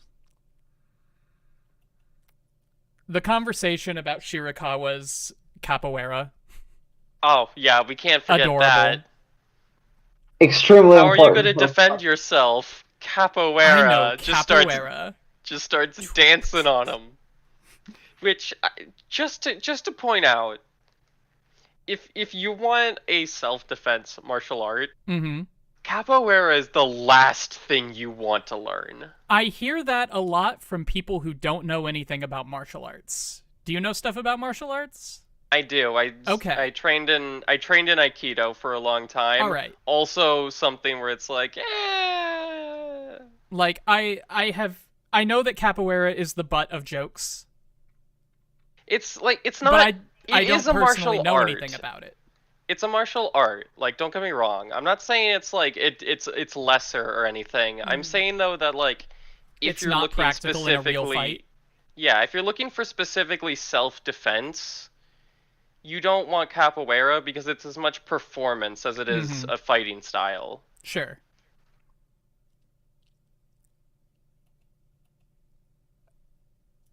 Yeah, again, I don't know anything about martial arts, so I'm not going to make a comment. If you want to learn anything from South America, you should learn Brazilian Jiu-Jitsu. I thought they were the same thing.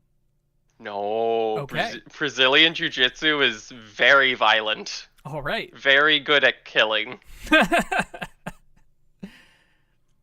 I love the setup of Tanaka's plotline. I love the half a scene we get of Odokawa nearly running this guy over and he drops his phone into a drain. Because, like, you can see that this is starting something, but you have no idea how important it is. Oh, yeah. Mm-hmm. If only he knew. Ironically, it ultimately helped him defeat Dobu, which I guess he didn't know. It's true. Like, this phone going into a drain is going to get Dobu shot. Yeah. Like, it's... That's how tight the writing is. Mm-hmm. Now, it reminds me of, I want to say Always Sunny, but that's not right. What am I thinking of? I cannot think of it. There's a comedy similar to Always Sunny that has the same level of writing. Arrested Development. It reminds me of Arrested Development in that everything is always going to come back. Nothing is irrelevant. It's hilarious because when I first watched this show, I thought this was going to be the most irrelevant episode in the entire show. Mm-hmm. Boy, Yeah. was I wrong. It doesn't look like there's anything else really worth talking about. Other than the fact that Hajime is like a complete and total loser in every sense of the word. Hajime? Or not Hajime, sorry. Fucking... Tanaka? Wait, I'm getting ahead of myself. Yeah, you're talking about episode 4, which is about Tanaka's backstory. Yeah. Episode 4, Tanaka's Revolution. Tanaka Let's get recalls into how much of a loser he is. Tanaka recalls when he collected novelty erasers to fit in with his classmates during 3rd grade 16 years ago. He received a male gray cockatiel as a gift from his father. Later on, he used his father's credit card to purchase a rare eraser resembling Manjiro Rakugo performer Danraku Shofute, eventually betting 100,000 yen in an online auction. However, the eraser never arrived at his home, and his classmates moved to playing soccer. When he started working at a video game company 4 years ago, Tanaka got addicted to the mobile game Zoot, and he eventually spent 5 million yen to collect super rare species. Upon finally acquiring the ultra-rare Dodo, Tanaka's celebration is short-lived when Odokawa swerved his taxi in front of Tanaka, who consequently dropped his phone into a ditch. After getting his cell phone repaired and his backup data restored, Tanaka discovers that Zuden did not register the Dodo before his data crash. Wandering home, Tanaka falls into a despair, heading to the park in order to bury his now dead cockatiel. He finds Dobu's revolver buried in the dirt. After passing by Shibigaka in the streets the next day, a vengeful Tanaka soon sees Odokawa driving in his taxi. I love this episode. The only thing I don't really like about it is like the Zuden plotline. Like realistically, mobile games and gacha games don't work like that. Yeah, no, that is one criticism I would make. Like, how are you gonna like? I get people spend a lot on that, but how are you actually spending? Oh, that's not my problem. I get spending $50,000 on a mobile game. There's whales for everything. Yeah, especially in an anime where you're exaggerating a little bit to show that this guy ruined his life. I guess, yeah. Like, no, there are absolutely people who destroy their lives spending $50,000 on gacha pulls. But what isn't realistic is that any amount of this data is stored locally on the device. Because that is so corruptible. You can just...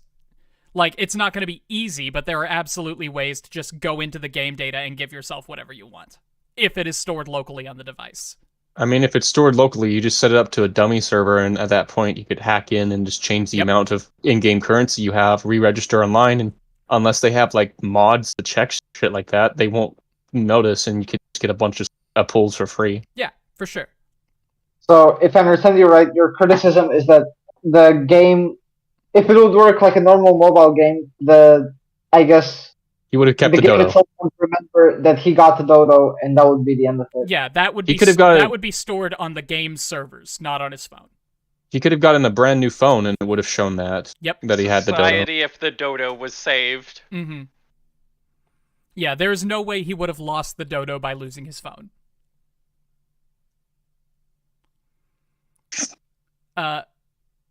But what I love so much about this episode, that aside, is just how it portrays this man getting to the point where he breaks.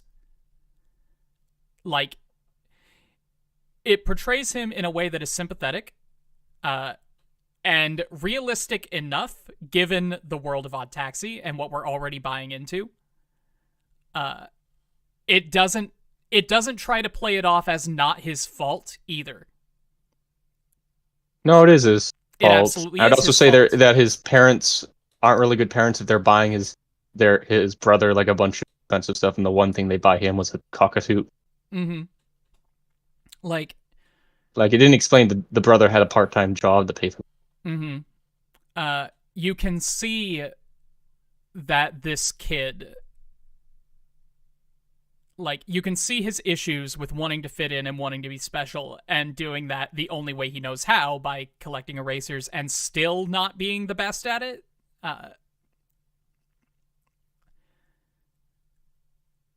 And you can see how deeply that affects him.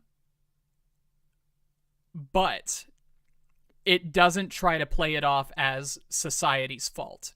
It doesn't try to play it off as the parents' fault or anything like that. It is this kid going down a road for his own reasons that are influenced by, but not the fault of, the people around him. Right. And I just think it does that very well. Especially when we get to the point where his dad does beat the shit out of him for buying an eraser for $1,000. Actually, it was about $600 US. Okay. $700. Actually, it wasn't that expensive. I don't know. I'd in be US pretty dollars. upsetty spaghetti if For $600 100,000 was yen. Yeah, if $600 was removed from my account and I was like, what did I purchase? And then I get told, congratulations on your new eraser. Mm-hmm.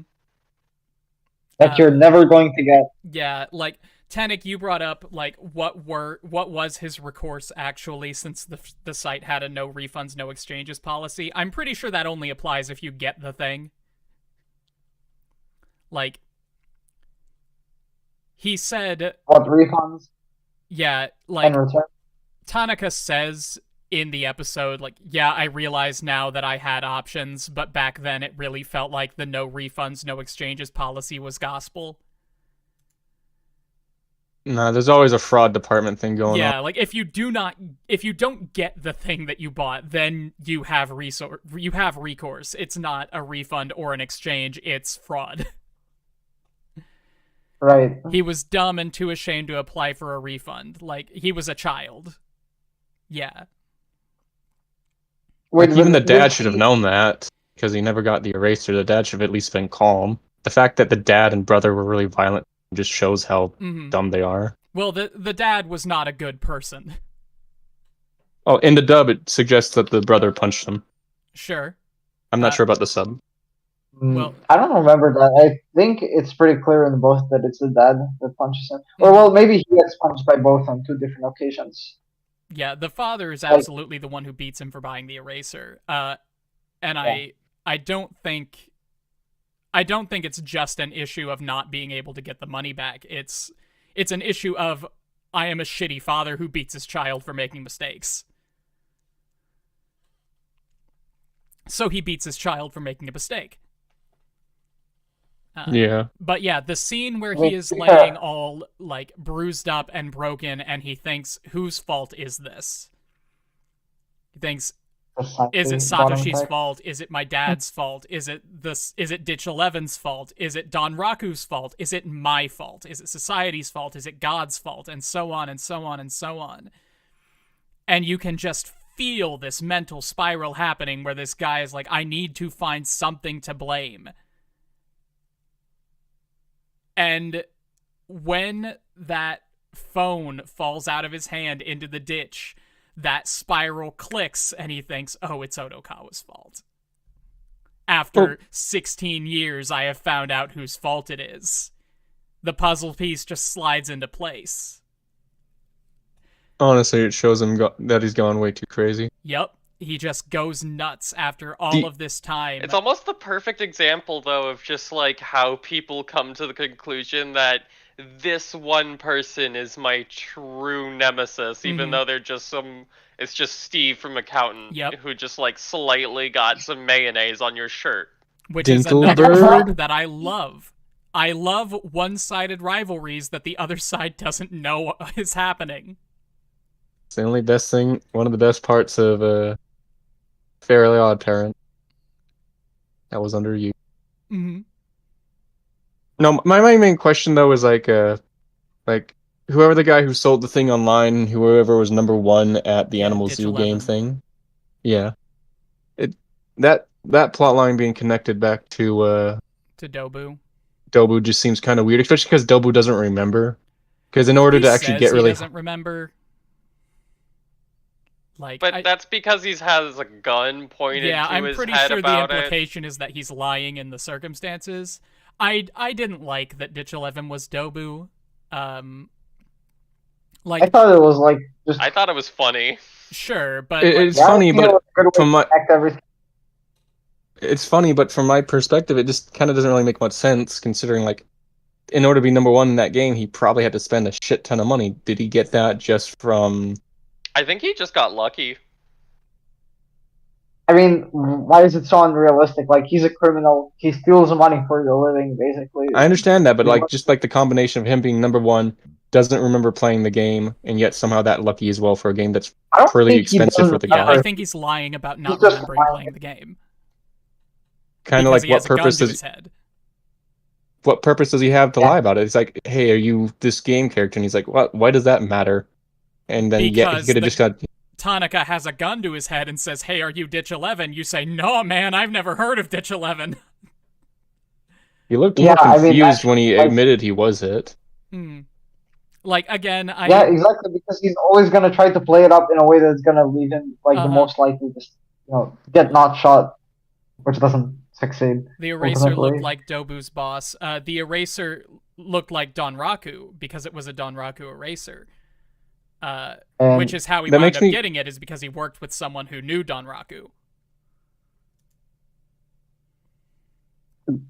Looked like the boss's classmate. Yeah. Who is Don Raku. Mm-hmm. Yeah, end of the day, Dobu didn't know anything. Or, end of the day, Dobu was Ditch 11. And it was just kind of shoved in there at the end. Which is fine. It doesn't really matter. I mean, like, they could have set it up so it showed that more off. Like, it could have showed him playing the game in the past. Yeah, like... We didn't really see his name. You need a couple... Like, it just a couple of scenes like that. Like, it shouldn't... That is one thing that shouldn't have been a reveal. I feel like we should have known the whole time that Dobu at least that Dobu played Zuden. Like, At that point, my complaints would have gone down. Like, it honestly felt like he was honestly being accused of being someone and just lied to try to keep the guy happy. For sure. I feel like it would have been a really good scene if during that first scene where Dobu has the gun pointed at Odokawa, he gets some Zuden notification and he has to check his zoo. And then he just puts the phone back in his pocket. Yeah. Maybe comment on it a little bit. And at first, it looks like one of those weird like character building scenes like Bruce Springsteen. But then it comes back and is relevant in the end. And even if we know the whole time because of that Dobu is Ditch 11, what does that ruin? That is dramatic irony where the audience knows something that the characters don't know. And that builds tension instead of ruining it. Yeah, I'm probably going to get going soon, guys. Sorry. I mean, not sorry. I'm sorry to see you go. Anyway, should we move to episode 5 because there's not much else to talk about in episode 4? Okay. Yeah. Okay. Episode 5, Don't Call Me an Idiot. Yamamoto hails Odokawa's taxi, taking Mitsuya and Ichimura separately to a studio in Sasuzuka. Mitsuya likes fried chicken, while Ichimura likes bath bombs. As Odokawa then takes Yamamoto to his agency office in Kamimeguro, Odokawa lets slip that he dropped off another girl near the agency office 2 weeks ago. Outside the agency office, Odokawa refuses to sell his dashcam data to Yamamoto. Meanwhile, Tanaka trails Odokawa in another taxi to his house, unbeknownst to Odokawa. Later at night, Goriki tells Odokawa that he is planning to temporarily close his clinic in fear of being blamed for the missing medications, even if Shirakawa is the culprit. Afterwards, Dobu confirms that Shirakawa was paying off her debt by selling him the stolen medications. Odokawa returns the favor by mentioning that Yamamoto wanted to buy the dashcam data. Kakihana goes out on a date with Ichimura at a fancy restaurant. While scrolling through his cell phone, Ichimura discovers a photo of Imai supposedly winning a billion yen from the lottery, as well as a viral video of Kamisawa swearing to hunt down Dobu. As Kakihana pays for the meal in cash, he dropped a receipt revealing a loan totaling 100,000 yen.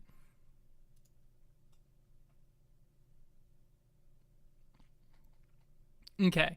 Episode's a lot of plot stuff. Yeah, it's a lot of setup for big payoffs later down the road. Yep. I can't believe this fucking asshole college student really just said, "Hey, I think I'll go hunt down a criminal." That seems like a good idea. He's the hero killer Stain, but like cosplaying the hero killer Stain. Who's hero killer Stain? My Hero Academia. So he's the hero killer Stain post All for One. Sure. Really excited to get into season 7, by the way. I want to see where that goes. And I refuse to read the manga. We're too close to the end now. Are we? I feel like I keep hearing about how My Hero's about to end for the past 2 years. Yeah, One Piece is about to end too. For the past 3 years. Don't do this to me.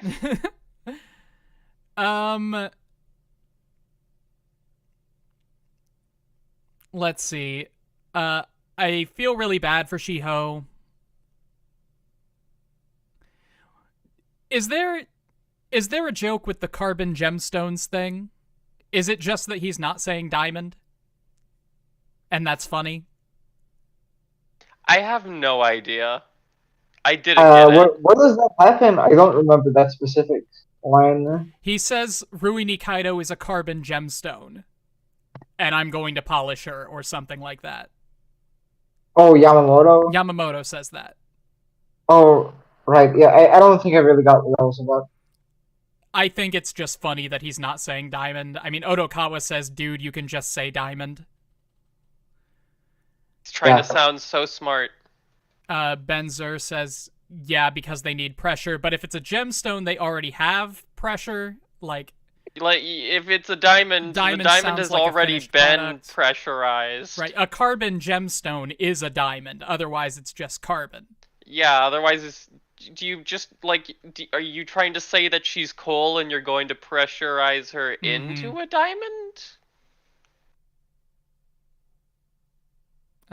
Imai won the lottery using Odokawa's lucky numbers. Kabasawa's going to be a vigilante.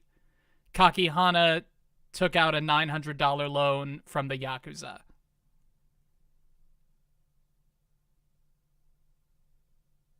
Only 900? Wait, doesn't 100,000 yen, about $1,000.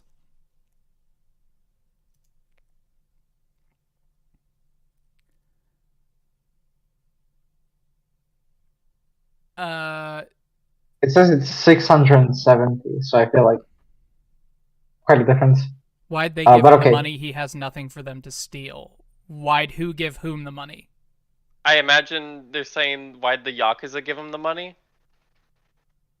Well, it's a loan, so that they can charge him extortionate interest fees. Or break his legs if he doesn't pay it back. I mean, they don't get anything from breaking his legs.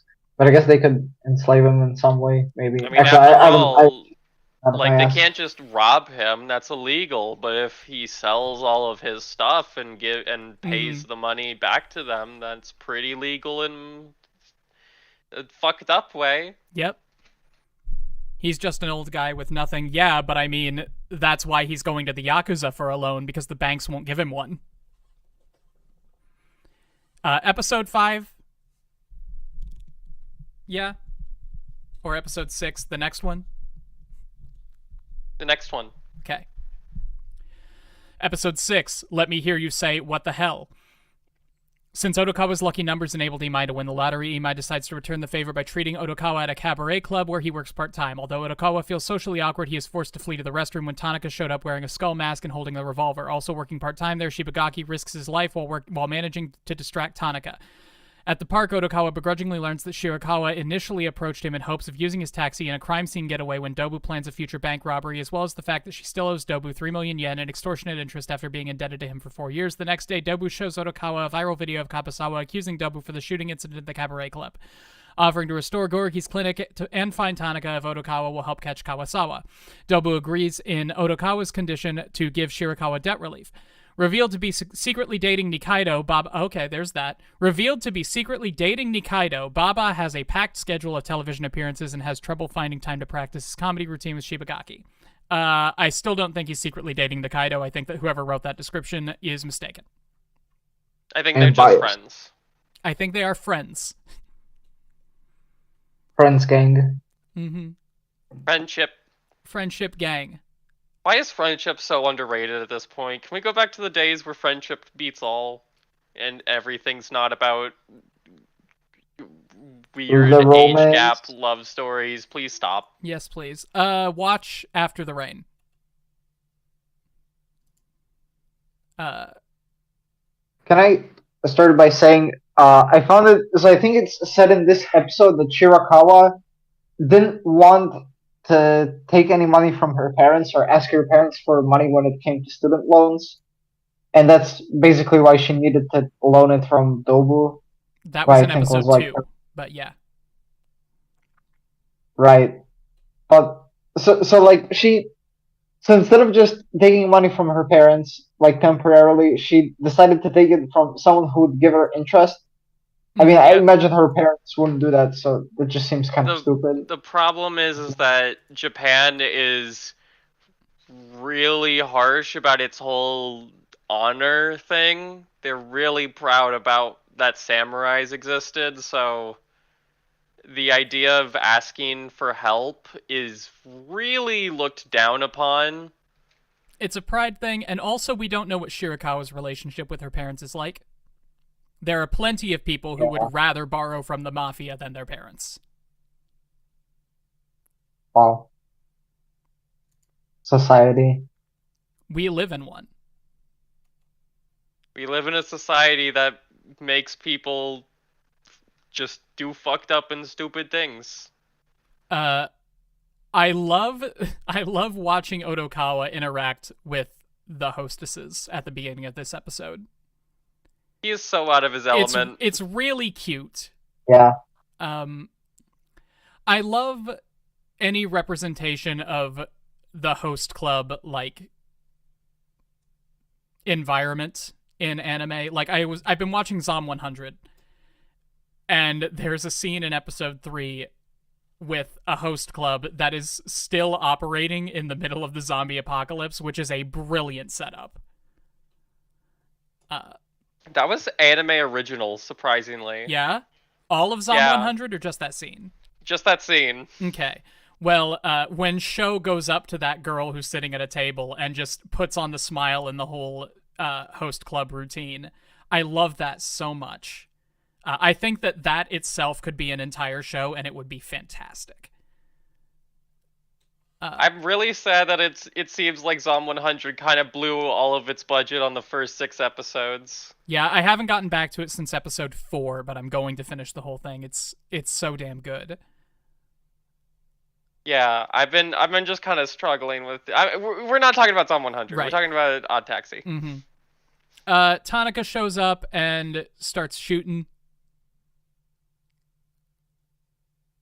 I forget Shibagaki being in this scene. I don't, surprisingly. This is like the one thing that makes me like remember Homo sapiens the most, is that he walks up and just goes, "Hey, why you shooting people? That's pretty fucked up. He doesn't. You should stop," and then nearly gets shot. Yeah, I forget that happening.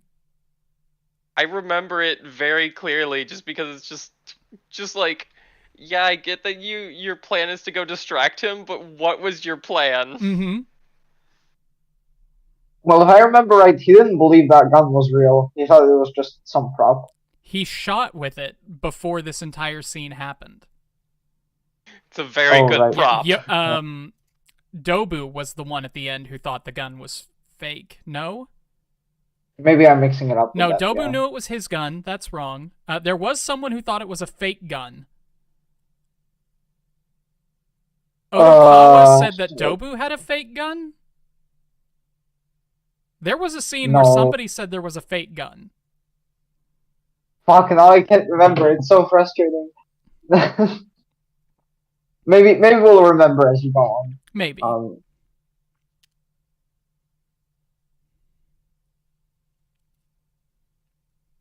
Yeah. Do we want to talk about Satoshi Nagashima at all? He's such a exactly. He's such a non-character. The giraffe fan mail guy. Yeah, we don't need to talk about him. He's basically just there to just like initiate the like wedge of Homo sapiens, and that's the least important part of the entire show. So right. He just says, "Hey, unfunny guy, yeah. I think you're the funny one. Mm-hmm. You should work with me." Ben mentions that Shibagaki said that getting shot would be a fun thing to talk about in his comedy routine. I respect that.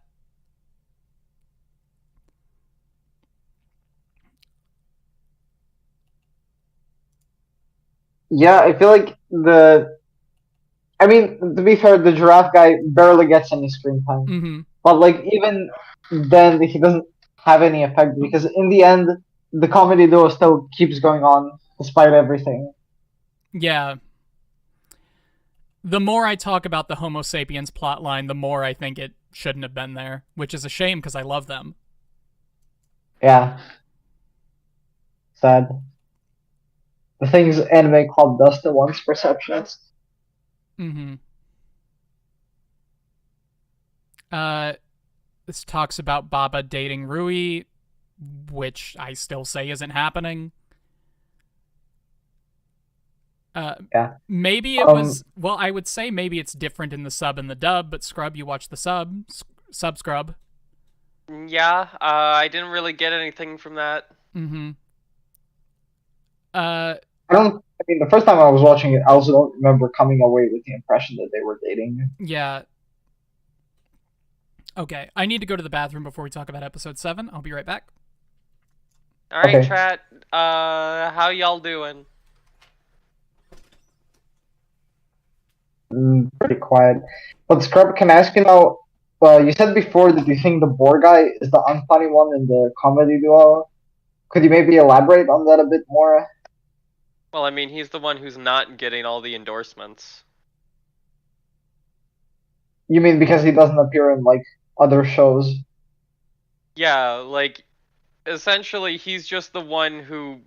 I mean, it's very clear, shown in the show, that he is the one holding back Homo sapiens. He's the one who wants to, like, change up the comedy acts they go with for the comedy competition. He wants to do everything that would realistically drive the group down because he's terrified of the fact that he's getting surpassed.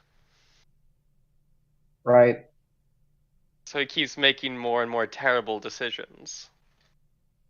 Yeah, I mean that's clear. I thought you meant like when you said that before, also in the sense that he like the jokes he makes just aren't funny. Well, I mean, Do you Homo think that sapiens in general isn't really that funny, but that's kind of the point of them. right?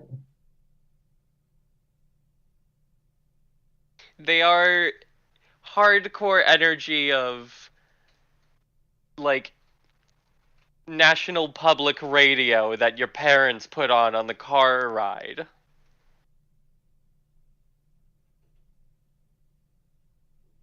You mean like it's there because something needs to fill up the space? Yeah.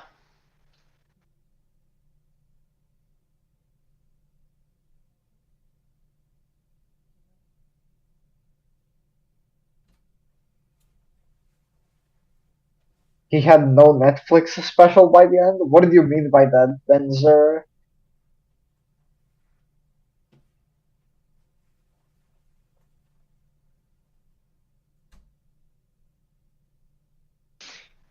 I think that's the joke though, is um there's a lot of Netflix specials about just comedians who end up talking about how the world is too sensitive now for their jokes as they continue to say transphobic slurs.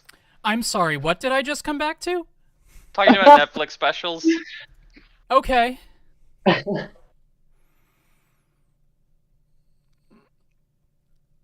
Let's talk about episode 7.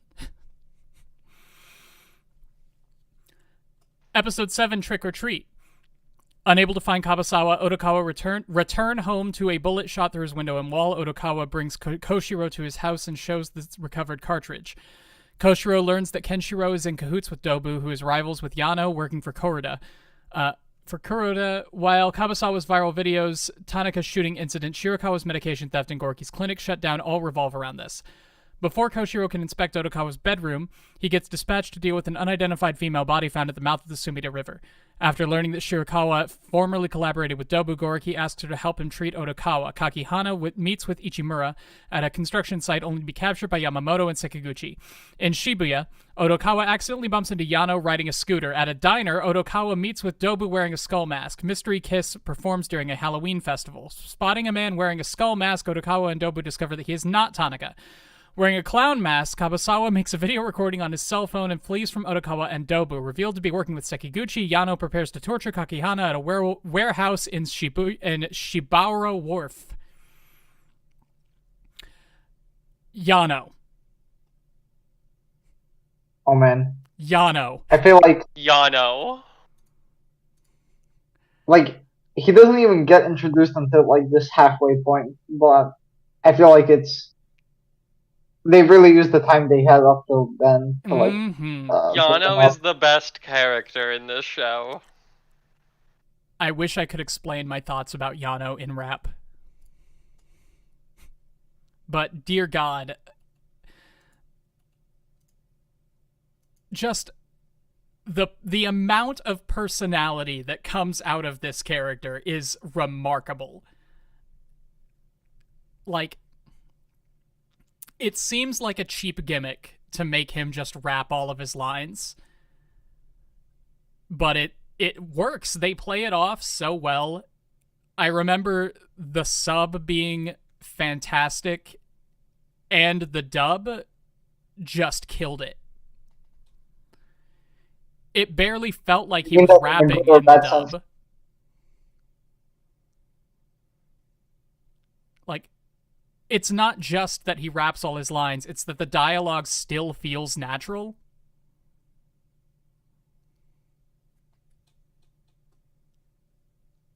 I don't know. I feel like when I watch the dub, at least like the first scene where he crashes into Otokawa and starts rapping those, I found it a bit odd in the dub. I'm not sure why. Well, of course it was odd. Did you find it a bit taxi too? Did I what? Did you find it taxi? Odd taxi. God. Yeah, I got it. I have yeah, no do you get it? Do you get my joke about the taxi? I love Odokawa's reaction to it. He just stares at this guy like, what? I'm sorry. What? I yeah, I guess just someone comes up to you and starts rapping all of their words and you're like,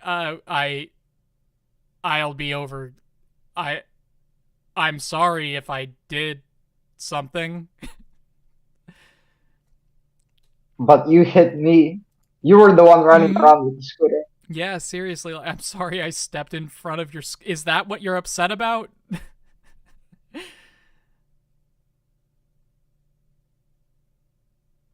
Yano is... How...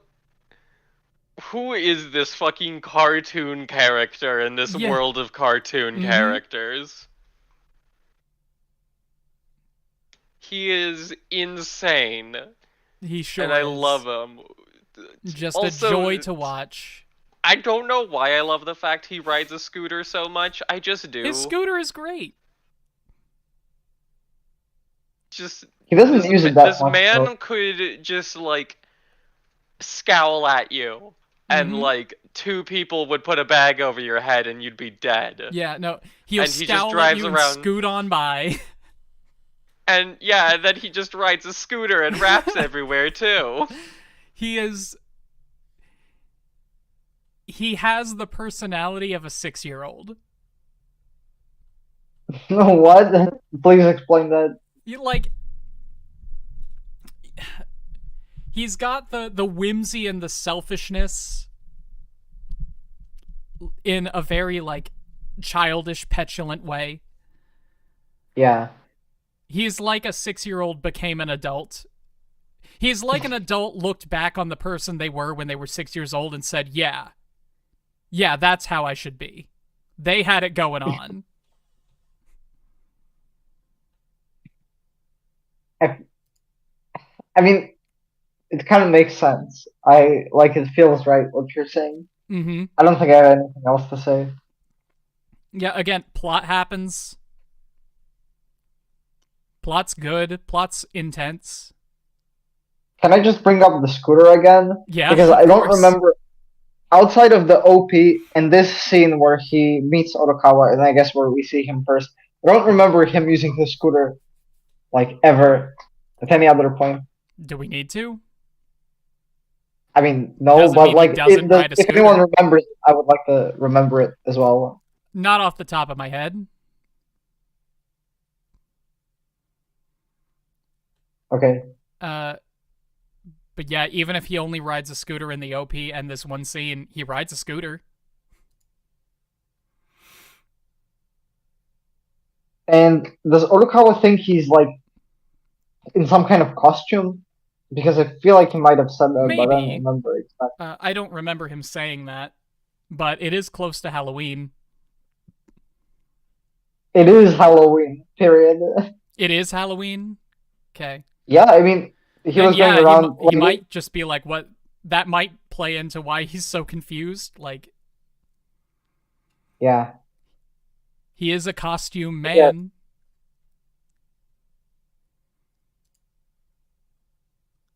Excuse me, sir, who the fuck are you? Oh, I'm sorry, I don't have any candy. Alright, Episode 8. Episode 8, Bless You. After torturing Kakihana, Yano realizes that Kakihana is drowning in debt. Odokawa is contacted by Yamamoto requesting to take him and Ichimura to the warehouse at Shibara Wharf. Initiating Dobu's plan, Odokawa offers to sell the dashcam data for 1 billion yen before dropping off Yamamoto and Ichimura. As Yamamoto informs Sekiguchi that Ichimura wants out of the Badger games, Ichimura tells Kakihana that she never enjoyed spending time with him. Goriki invites Odokawa to hang out at the izakaya, trying to uncover the source of Odokawa's apparent synesthesia. As Yamamoto tells Sekiguchi that Imai has 1 billion yen and may spend it on Mystery Kiss, Yano suspects that Dobu is somehow involved and makes plans to make use of Kakihana.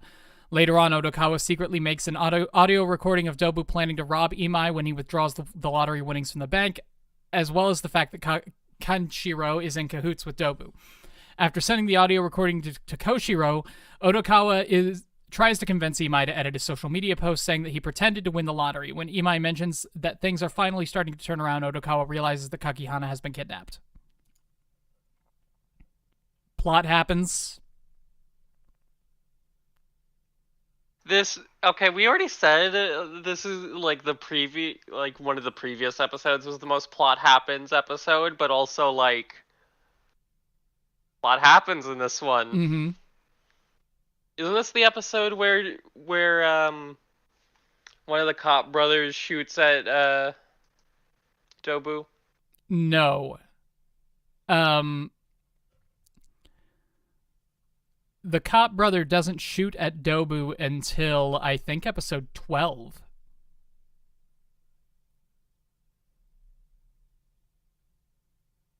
I swear he shot him at the warehouse. He does shoot him at the warehouse, but not in this episode. I think that's next episode when they go to save Kakihana. Yeah, that's it. So, wait, first off, I see that it's written here. Yano suspects that Dobu is somehow involved and plans to make use of Kakihana. In what way does Yano plan to use Kakihana for the whole heist plan? I don't remember what's... Ben, you are wrong. You're just wrong. Tanaka didn't have any bullets. It was young Daimon who shot Dobu.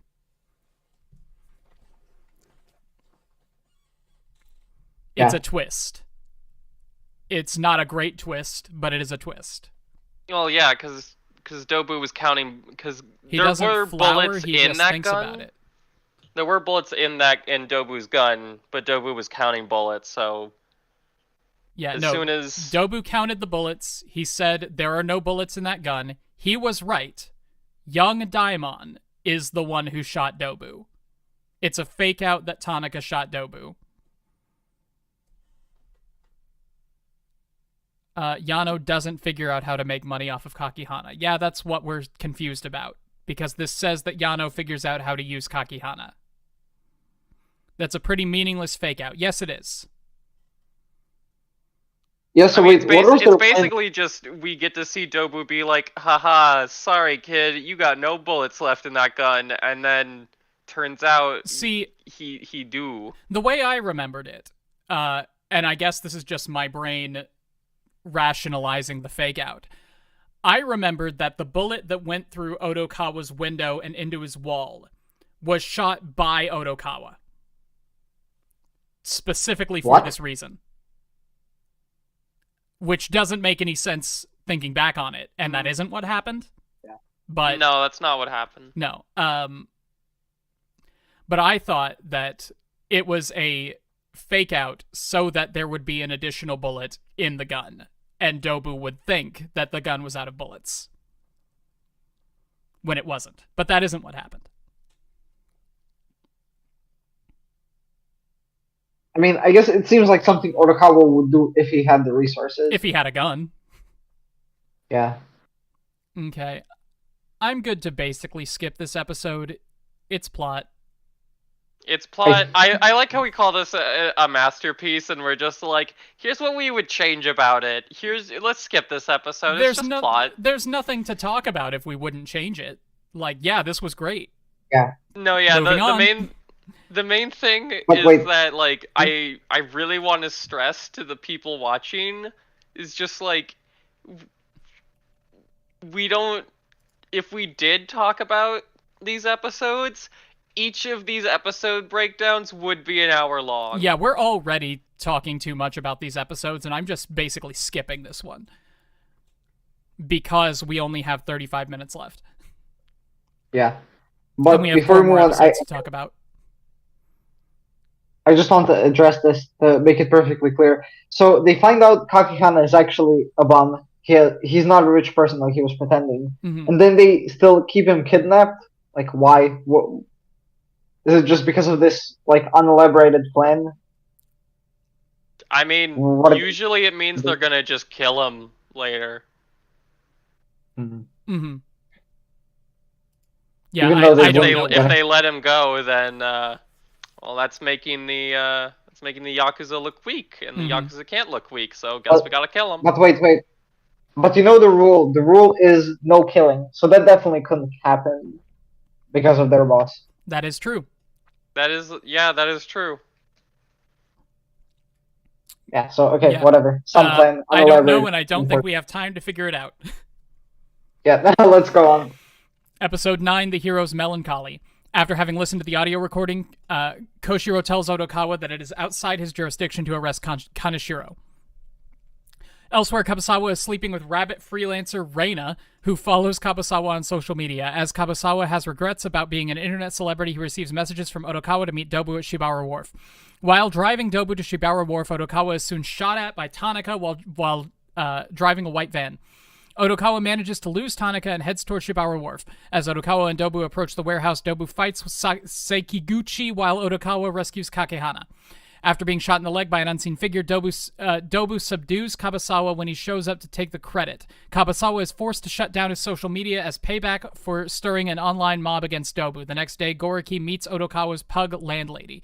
She mentions that Odokawa has been supported throughout childhood by a mysterious foundation who compensated for his rent and basic necessities, but Odokawa insisted on returning the extra money when he started working as a taxi driver. Goriki then learns that both of Odokawa's parents are dead. That is when young Daimon shoots Dobu.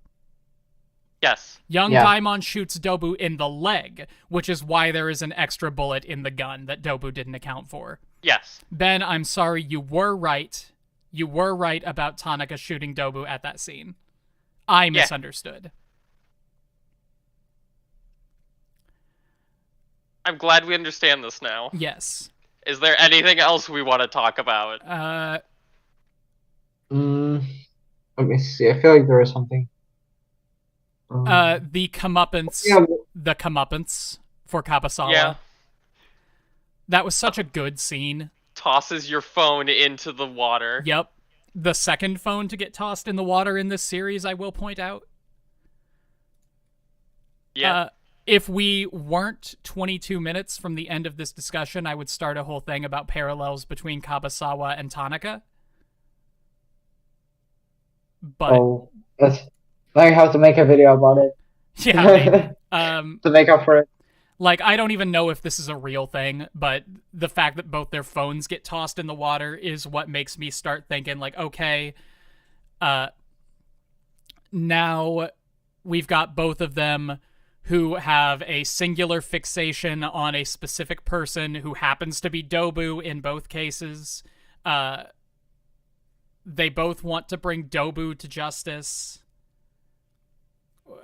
Thanks, Turnin. Go on. Like, I don't know. I feel like there might be something there if we talked about it. The show really hates phones.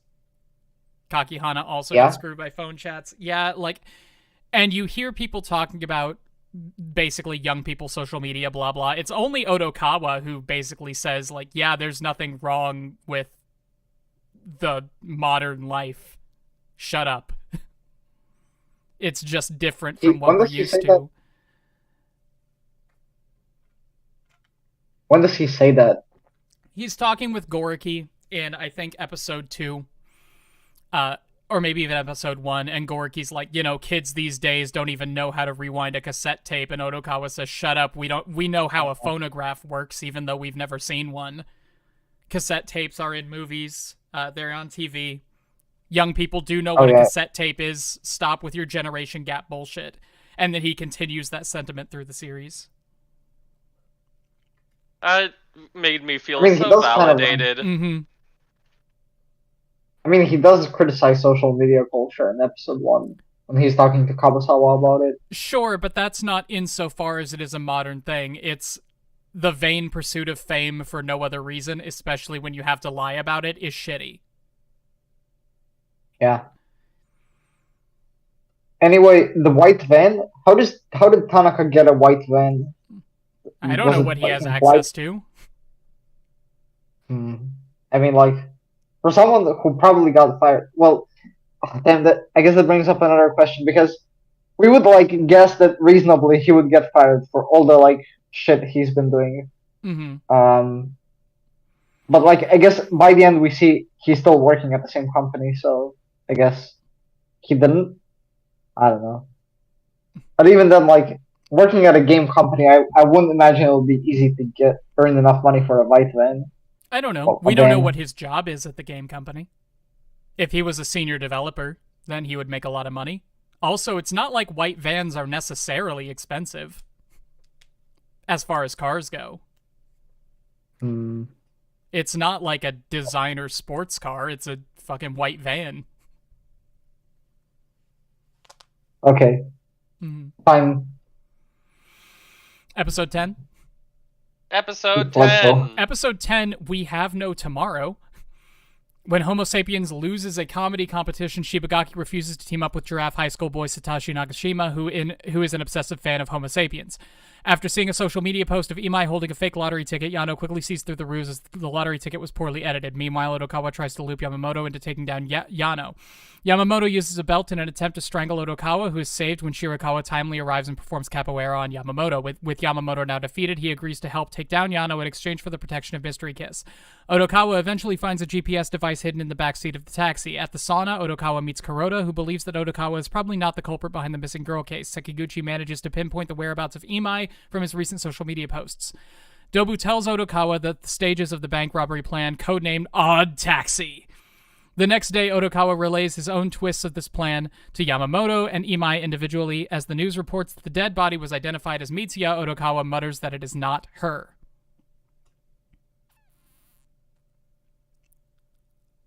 I don't. Oh wait, what?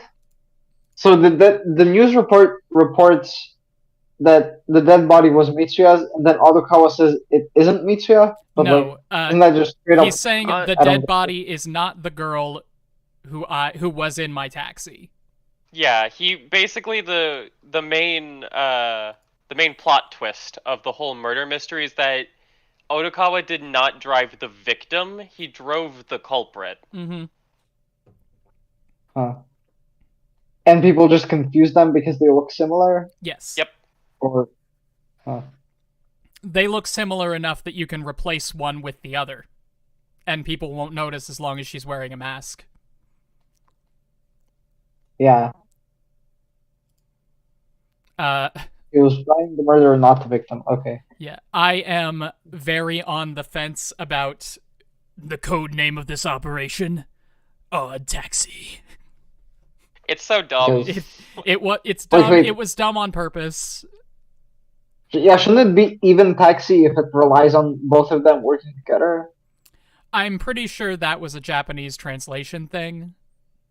Like, odd means one of a pair. Like, no, it doesn't.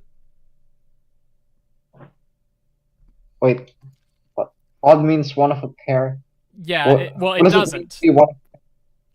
Yeah, but I mean it doesn't in English. That's Dobu says, yeah, odd taxi. Odd means one of a pair. We're doing this together. And like, odd does not mean that. No meaning of odd means that. So you think it's referring to some Japanese word that we don't know about? That I'm saying it refers to a Japanese misunderstanding of the English word odd. Yeah, that's very confusing. Mm-hmm. Should have just, I don't know. Like, they maybe, like, that makes me wonder, did they name the series because of, like, all the weird stuff that happens in it? So, like, odd is odd in the sense of weird? Mm-hmm. Or did they really mean it in this way the whole time? I'm pretty sure the author had the idea odd taxi in his head, or their head. They understood odd to mean one of a pair, because they misunderstood the English word. But they knew it meant strange. So they're like, oh, it's a double meaning. Nice. Gonna name it Odd Taxi. Yeah. That makes sense, I guess. Mm-hmm. Like, yeah, I think they just thought that Odd Taxi had a double meaning that it didn't actually have. Let's see. Plot happens. Fake lottery ticket thing. I keep saying plot happens, but the plot is amazing. Yeah. it all keeps This coming whole together. plan to get the money and then betray Dobu, and then the hiccup with Also, Ben, we choose when the next topic happens. Yeah, just the hiccup with Gunman. Why am I blanking his name? The who? Tonica? Yeah, Tonica, Cat Eraser. Yeah. Just everything is just. I can't take my eyes off of it. It's just so amazing to look at. Everyone involved knows what the plan is, but all of them have their own twist on the plan. It's just fantastic. And how none of their plans happen.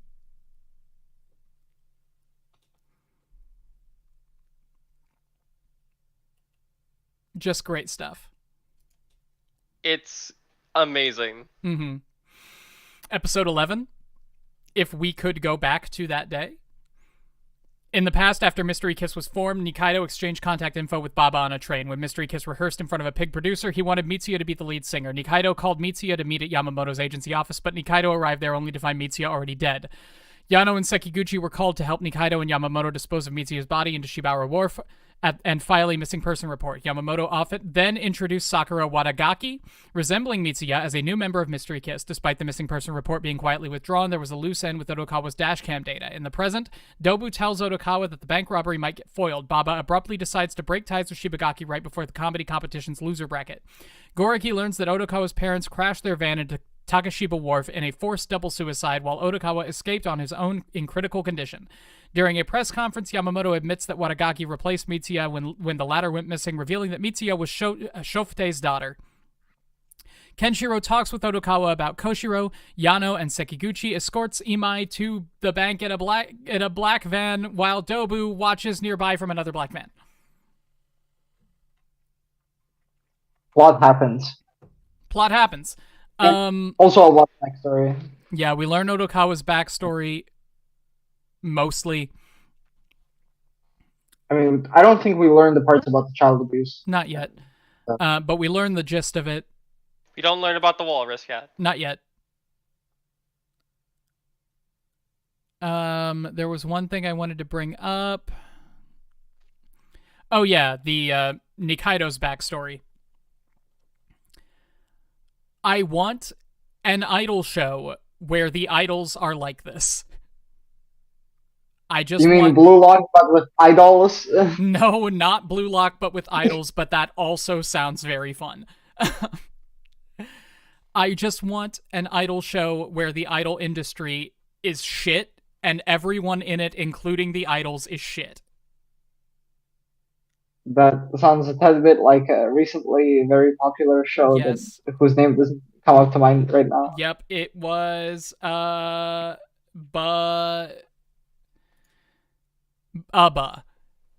That very famous show, Ubba. Oh, I love Ubba. I love it when things happened. The Agretzko season that wasn't that different. Yeah, there was the Agretzko season. I want that as a whole show.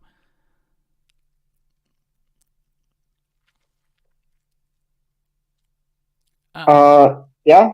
I mean, I find it very interesting how, like, we see a side of Nikaido's character where, like, she's really so determined to get on the top, she actually considers murder. Yep. Like, she doesn't have to do it in the end, but Tanya I felt Harding like this that was bitch. very... Like, it's a great character dynamic where you have somebody who is good at everything, very proud of themselves, very right to be, but then you have somebody else who's better. Just better at everything. I love that. Because then the person who is good at everything has a choice, right? You can choose to be friends with the person who is better at everything and use them to lift yourself up, or you can choose to be resentful. And that is just such an interesting bit of personality. In front of you, there are two options. You can either friendship or you can murder. Yep. And both choices are so interesting every time.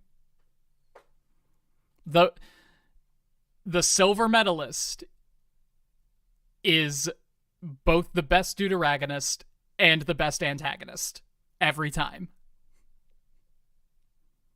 You just have to choose how you want to go for it. All right, we've got to move on to episode 12. Not enough. Yano and Sakaguchi unknowingly received 9 out of 10 suitcases of counterfeit money before Dobu receives the 9 suitcases of genuine money shortly after. During the comedy competition's loser bracket, Homo Sapiens performs an onstage comedy routine, but Shibagaki soon breaks down in front of Baba. At a bridge near Hinode Wharf, Kenshiro pulls over Yano and Sakaguchi while releasing Imai. Just as Yano discovers the 9 suitcases of counterfeit money, Dobu speeds off in a van, having taken the 10th suitcase of genuine money. Dobu meets with Odokawa, who drives to the parking lot in Shimbashi in order to collect the other 9 suitcases of genuine money. Odokawa and Dobu spot Tanaka holding the revolver, though Tanaka assumedly used up all 6 bullets. As Tanaka demands for an apology from Odokawa, the rare eraser falls out of Odokawa's coat pocket, discovering that Dobu was behind the online auction scam and was ranked first on Zuden. Tanaka shoots Dobu's abdomen before running off in panic. Odokawa abandons Dobu and prepares to leave the 9 suitcases of genuine money in Dobu's van for Imai. After having hijacked Kenshiro's cop car, Yano and Sekiguchi engage in a car chase against Odokawa.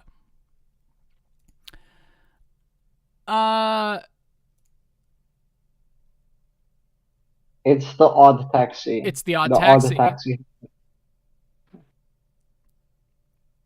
I love the culmination of Tanaka's plotline here.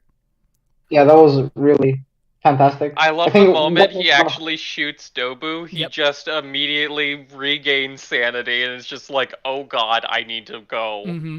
And I love everything before that, where he's just standing there holding the gun, totally dead-eyed, looks like he hasn't slept in months.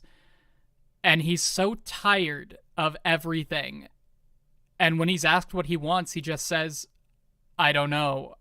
I want you to apologize, I guess.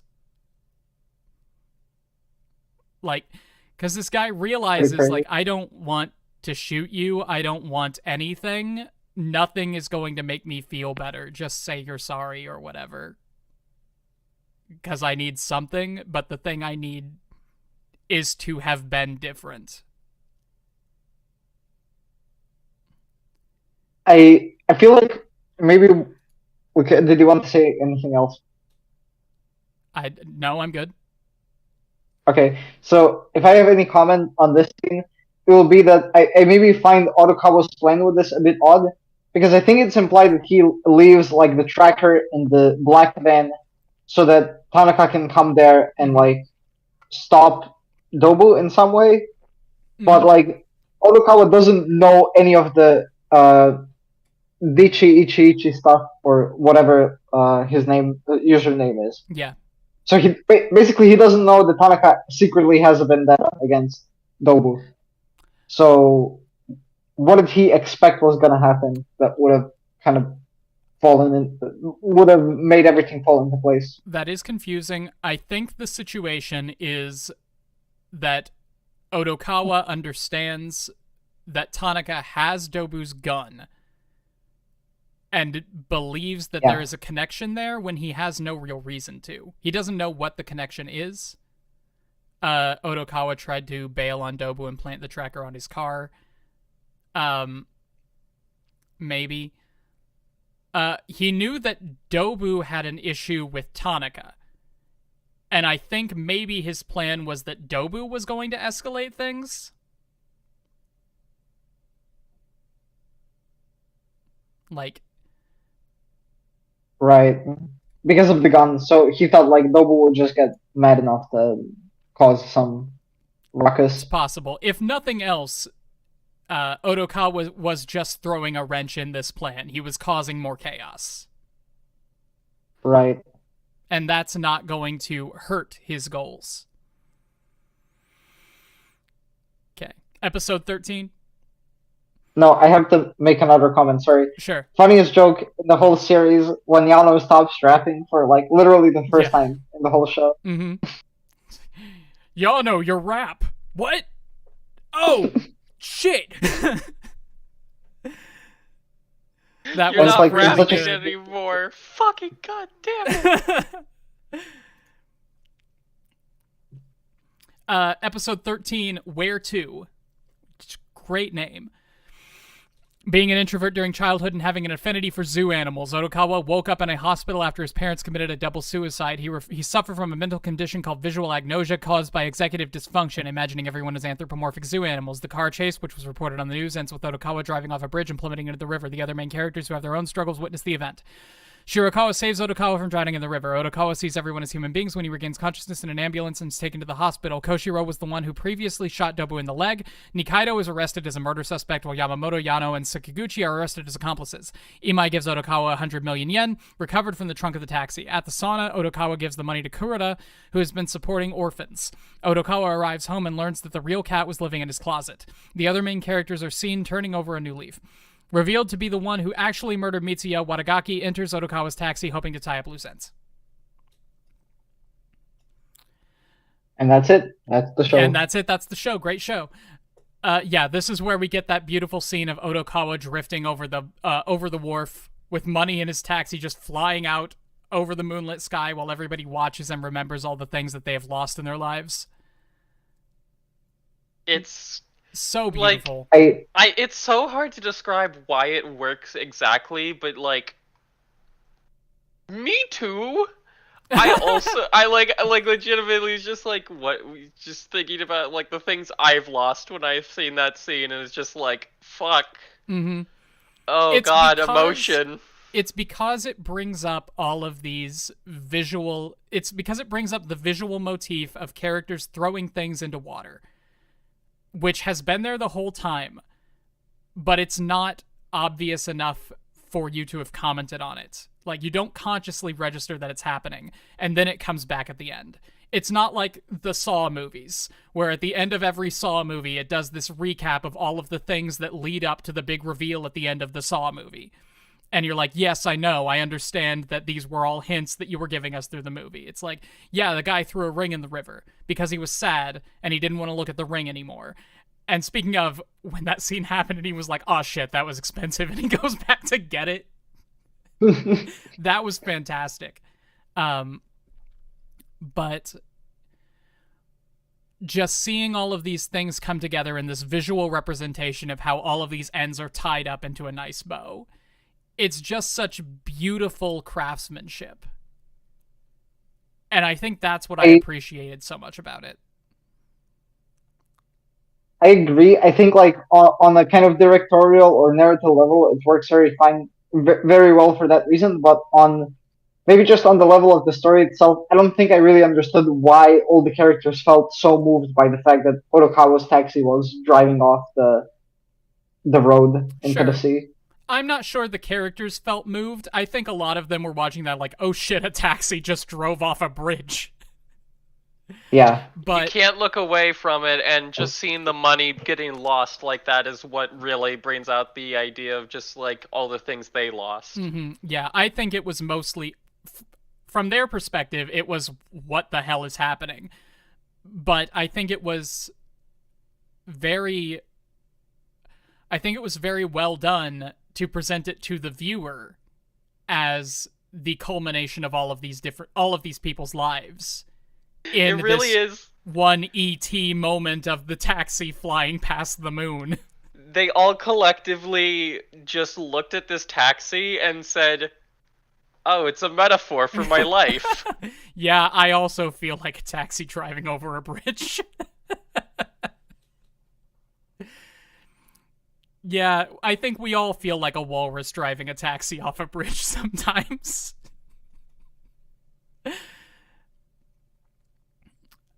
Yeah. Anyway, that was Odd Taxi. If nobody else has anything to bring up, we've got 10 minutes left. The moral of the story is mental health is important. What, Tenek? The thing I brought up in the Discord chat is that does anyone else feel like it's odd the amount of money that Inai gives Orokawa when he's in the hospital compared to the amount of money that would reasonably fit in a suitcase? In a single suitcase that he had in the back of his car. Sure. Like, I know it's kind of unimportant, but it's bugging me. Yeah, no, that's fine. Like, if you think it's unreasonable to fit 100 million yen in a suitcase, fine. I mean, maybe it's not even that. It's just physically the amount of money that we see on his bed when in a dump sole that, like, just looking at it doesn't seem like something that would fit in a case. But it's like just on that threshold where like it might. So I'm not actually sure if No, how reasonable it is. I getcha. I do. I just don't care. No one else cares about these really important things in the show. I would also like to use this moment to tell everyone who hasn't seen the last 8 to 9 minutes of In the Woods to go do that. You don't need to watch the rest of it because it's just a recap, but the end isn't, and I think that that's kind of important, or at least nice. Mm-hmm. Yeah, the ending of the actual show is just like, did Onokawa just die? Did he get killed? Yeah. Who knows? Go watch it.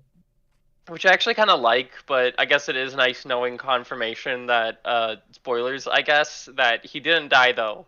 Yeah, what she got happens at the end of arrested. Into the Woods? She gets arrested say? for attempted murder of Odikawa. Okay. Cool. And I think she's suspected for the other thing as well. But, well, I mean, it's not clear. It's definitely not like they have hard evidence. Like just hearing that is like, yeah, I guess that's nice, but I kind of miss just like the ambiguity of it. Mm-hmm. Like, yeah, I mean that's what I wanted, but I don't know, just the whole fact that we never got to find out with the show is, I feel like, a lot more poignant about just everything about the show. This show really does feel like it's just 100% a journey with no destination, and I love that. Yeah. It feels like a journey with no destination, and then you get to the destination, you're like, oh shit, we were always going here. Yeah. Like, it feels like you are aimlessly driving when really you are going to a specific place. It's like you're in the back seat of the car with your parents and you think that you're just going for a drive, and then you wind up at Disney World and you're like, oh, Disney World.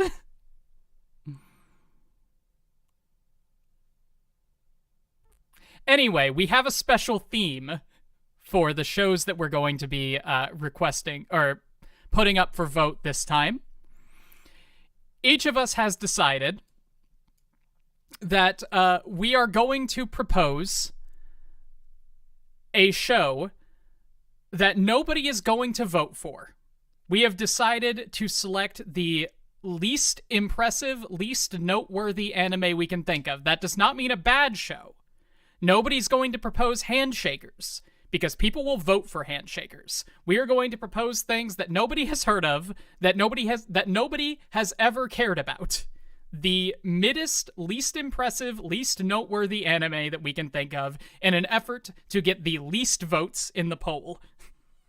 So, I forgot to pick something. Tenek, do you have an idea? Oh shit. Well, I mean, I thought of a show that I think least people will vote for, but I'm not sure if it's actually mediocre because it was like given to me as a recommendation as a good show. So should I try and find something mid that I've seen, or should I just give that? The goal here is to pick something that nobody will vote for. I don't care if it's actually good or not. Okay, then I'm going to propose Graveyard Kitaro from 2008. I'm going to post it in the Discord chat. Okay. I guess the YouTube chat might as well. Graveyard Kitaro. Yes. Okay, I've never heard of it. Off to a great start. Yeah, very well done. All right, Scrub, do you have anything? Well, we had so much fun with Watakoi. It's true. Oh no. I propose working. Working with 2 exclamation points. 3 exclamation points. Oh man, that's gay. This has an 8 on Mal. It's ranked 651. It's isn't it 765? That's what I see. I have. Hey, wait, Does it has a sequel. It has a sequel. You can't do Does it that. have a sequel? God damn it! That was 2011.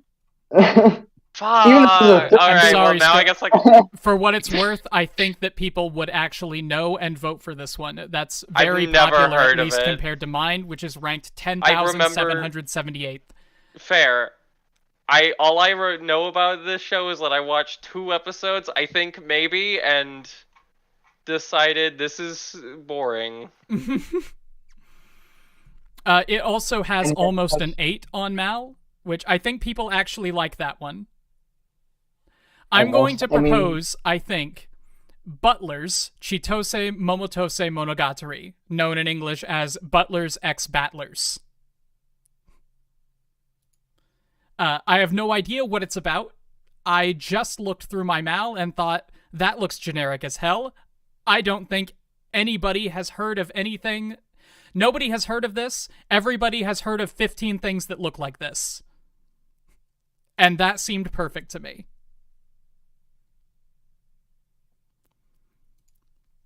So, Butler's X Battlers is mine. Scrub, you've got 3 minutes. Ah!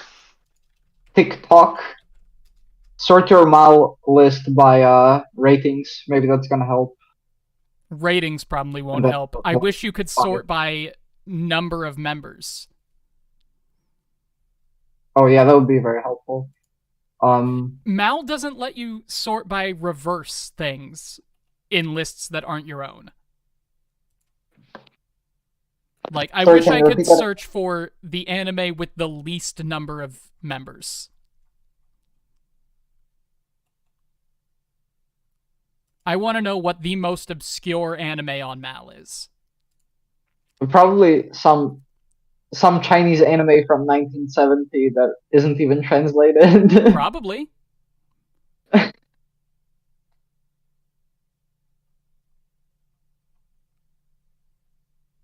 Less than 2 minutes, Scrub. What the heck is this? Good. Yes, that's what we need to be asking. Tetsuan yes. Birdie Decode 02. No, it's 2nd season. God damn it! Stop giving me stuff with seasons? Why isn't there just something that's normal? Wait, but the prequel is just an OVA with 1 episode, so I feel like that should be fine.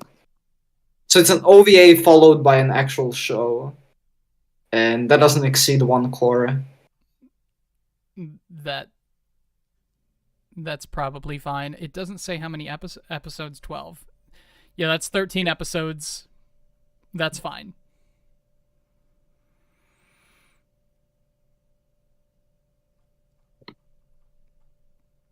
Problem is that this has a 7.71.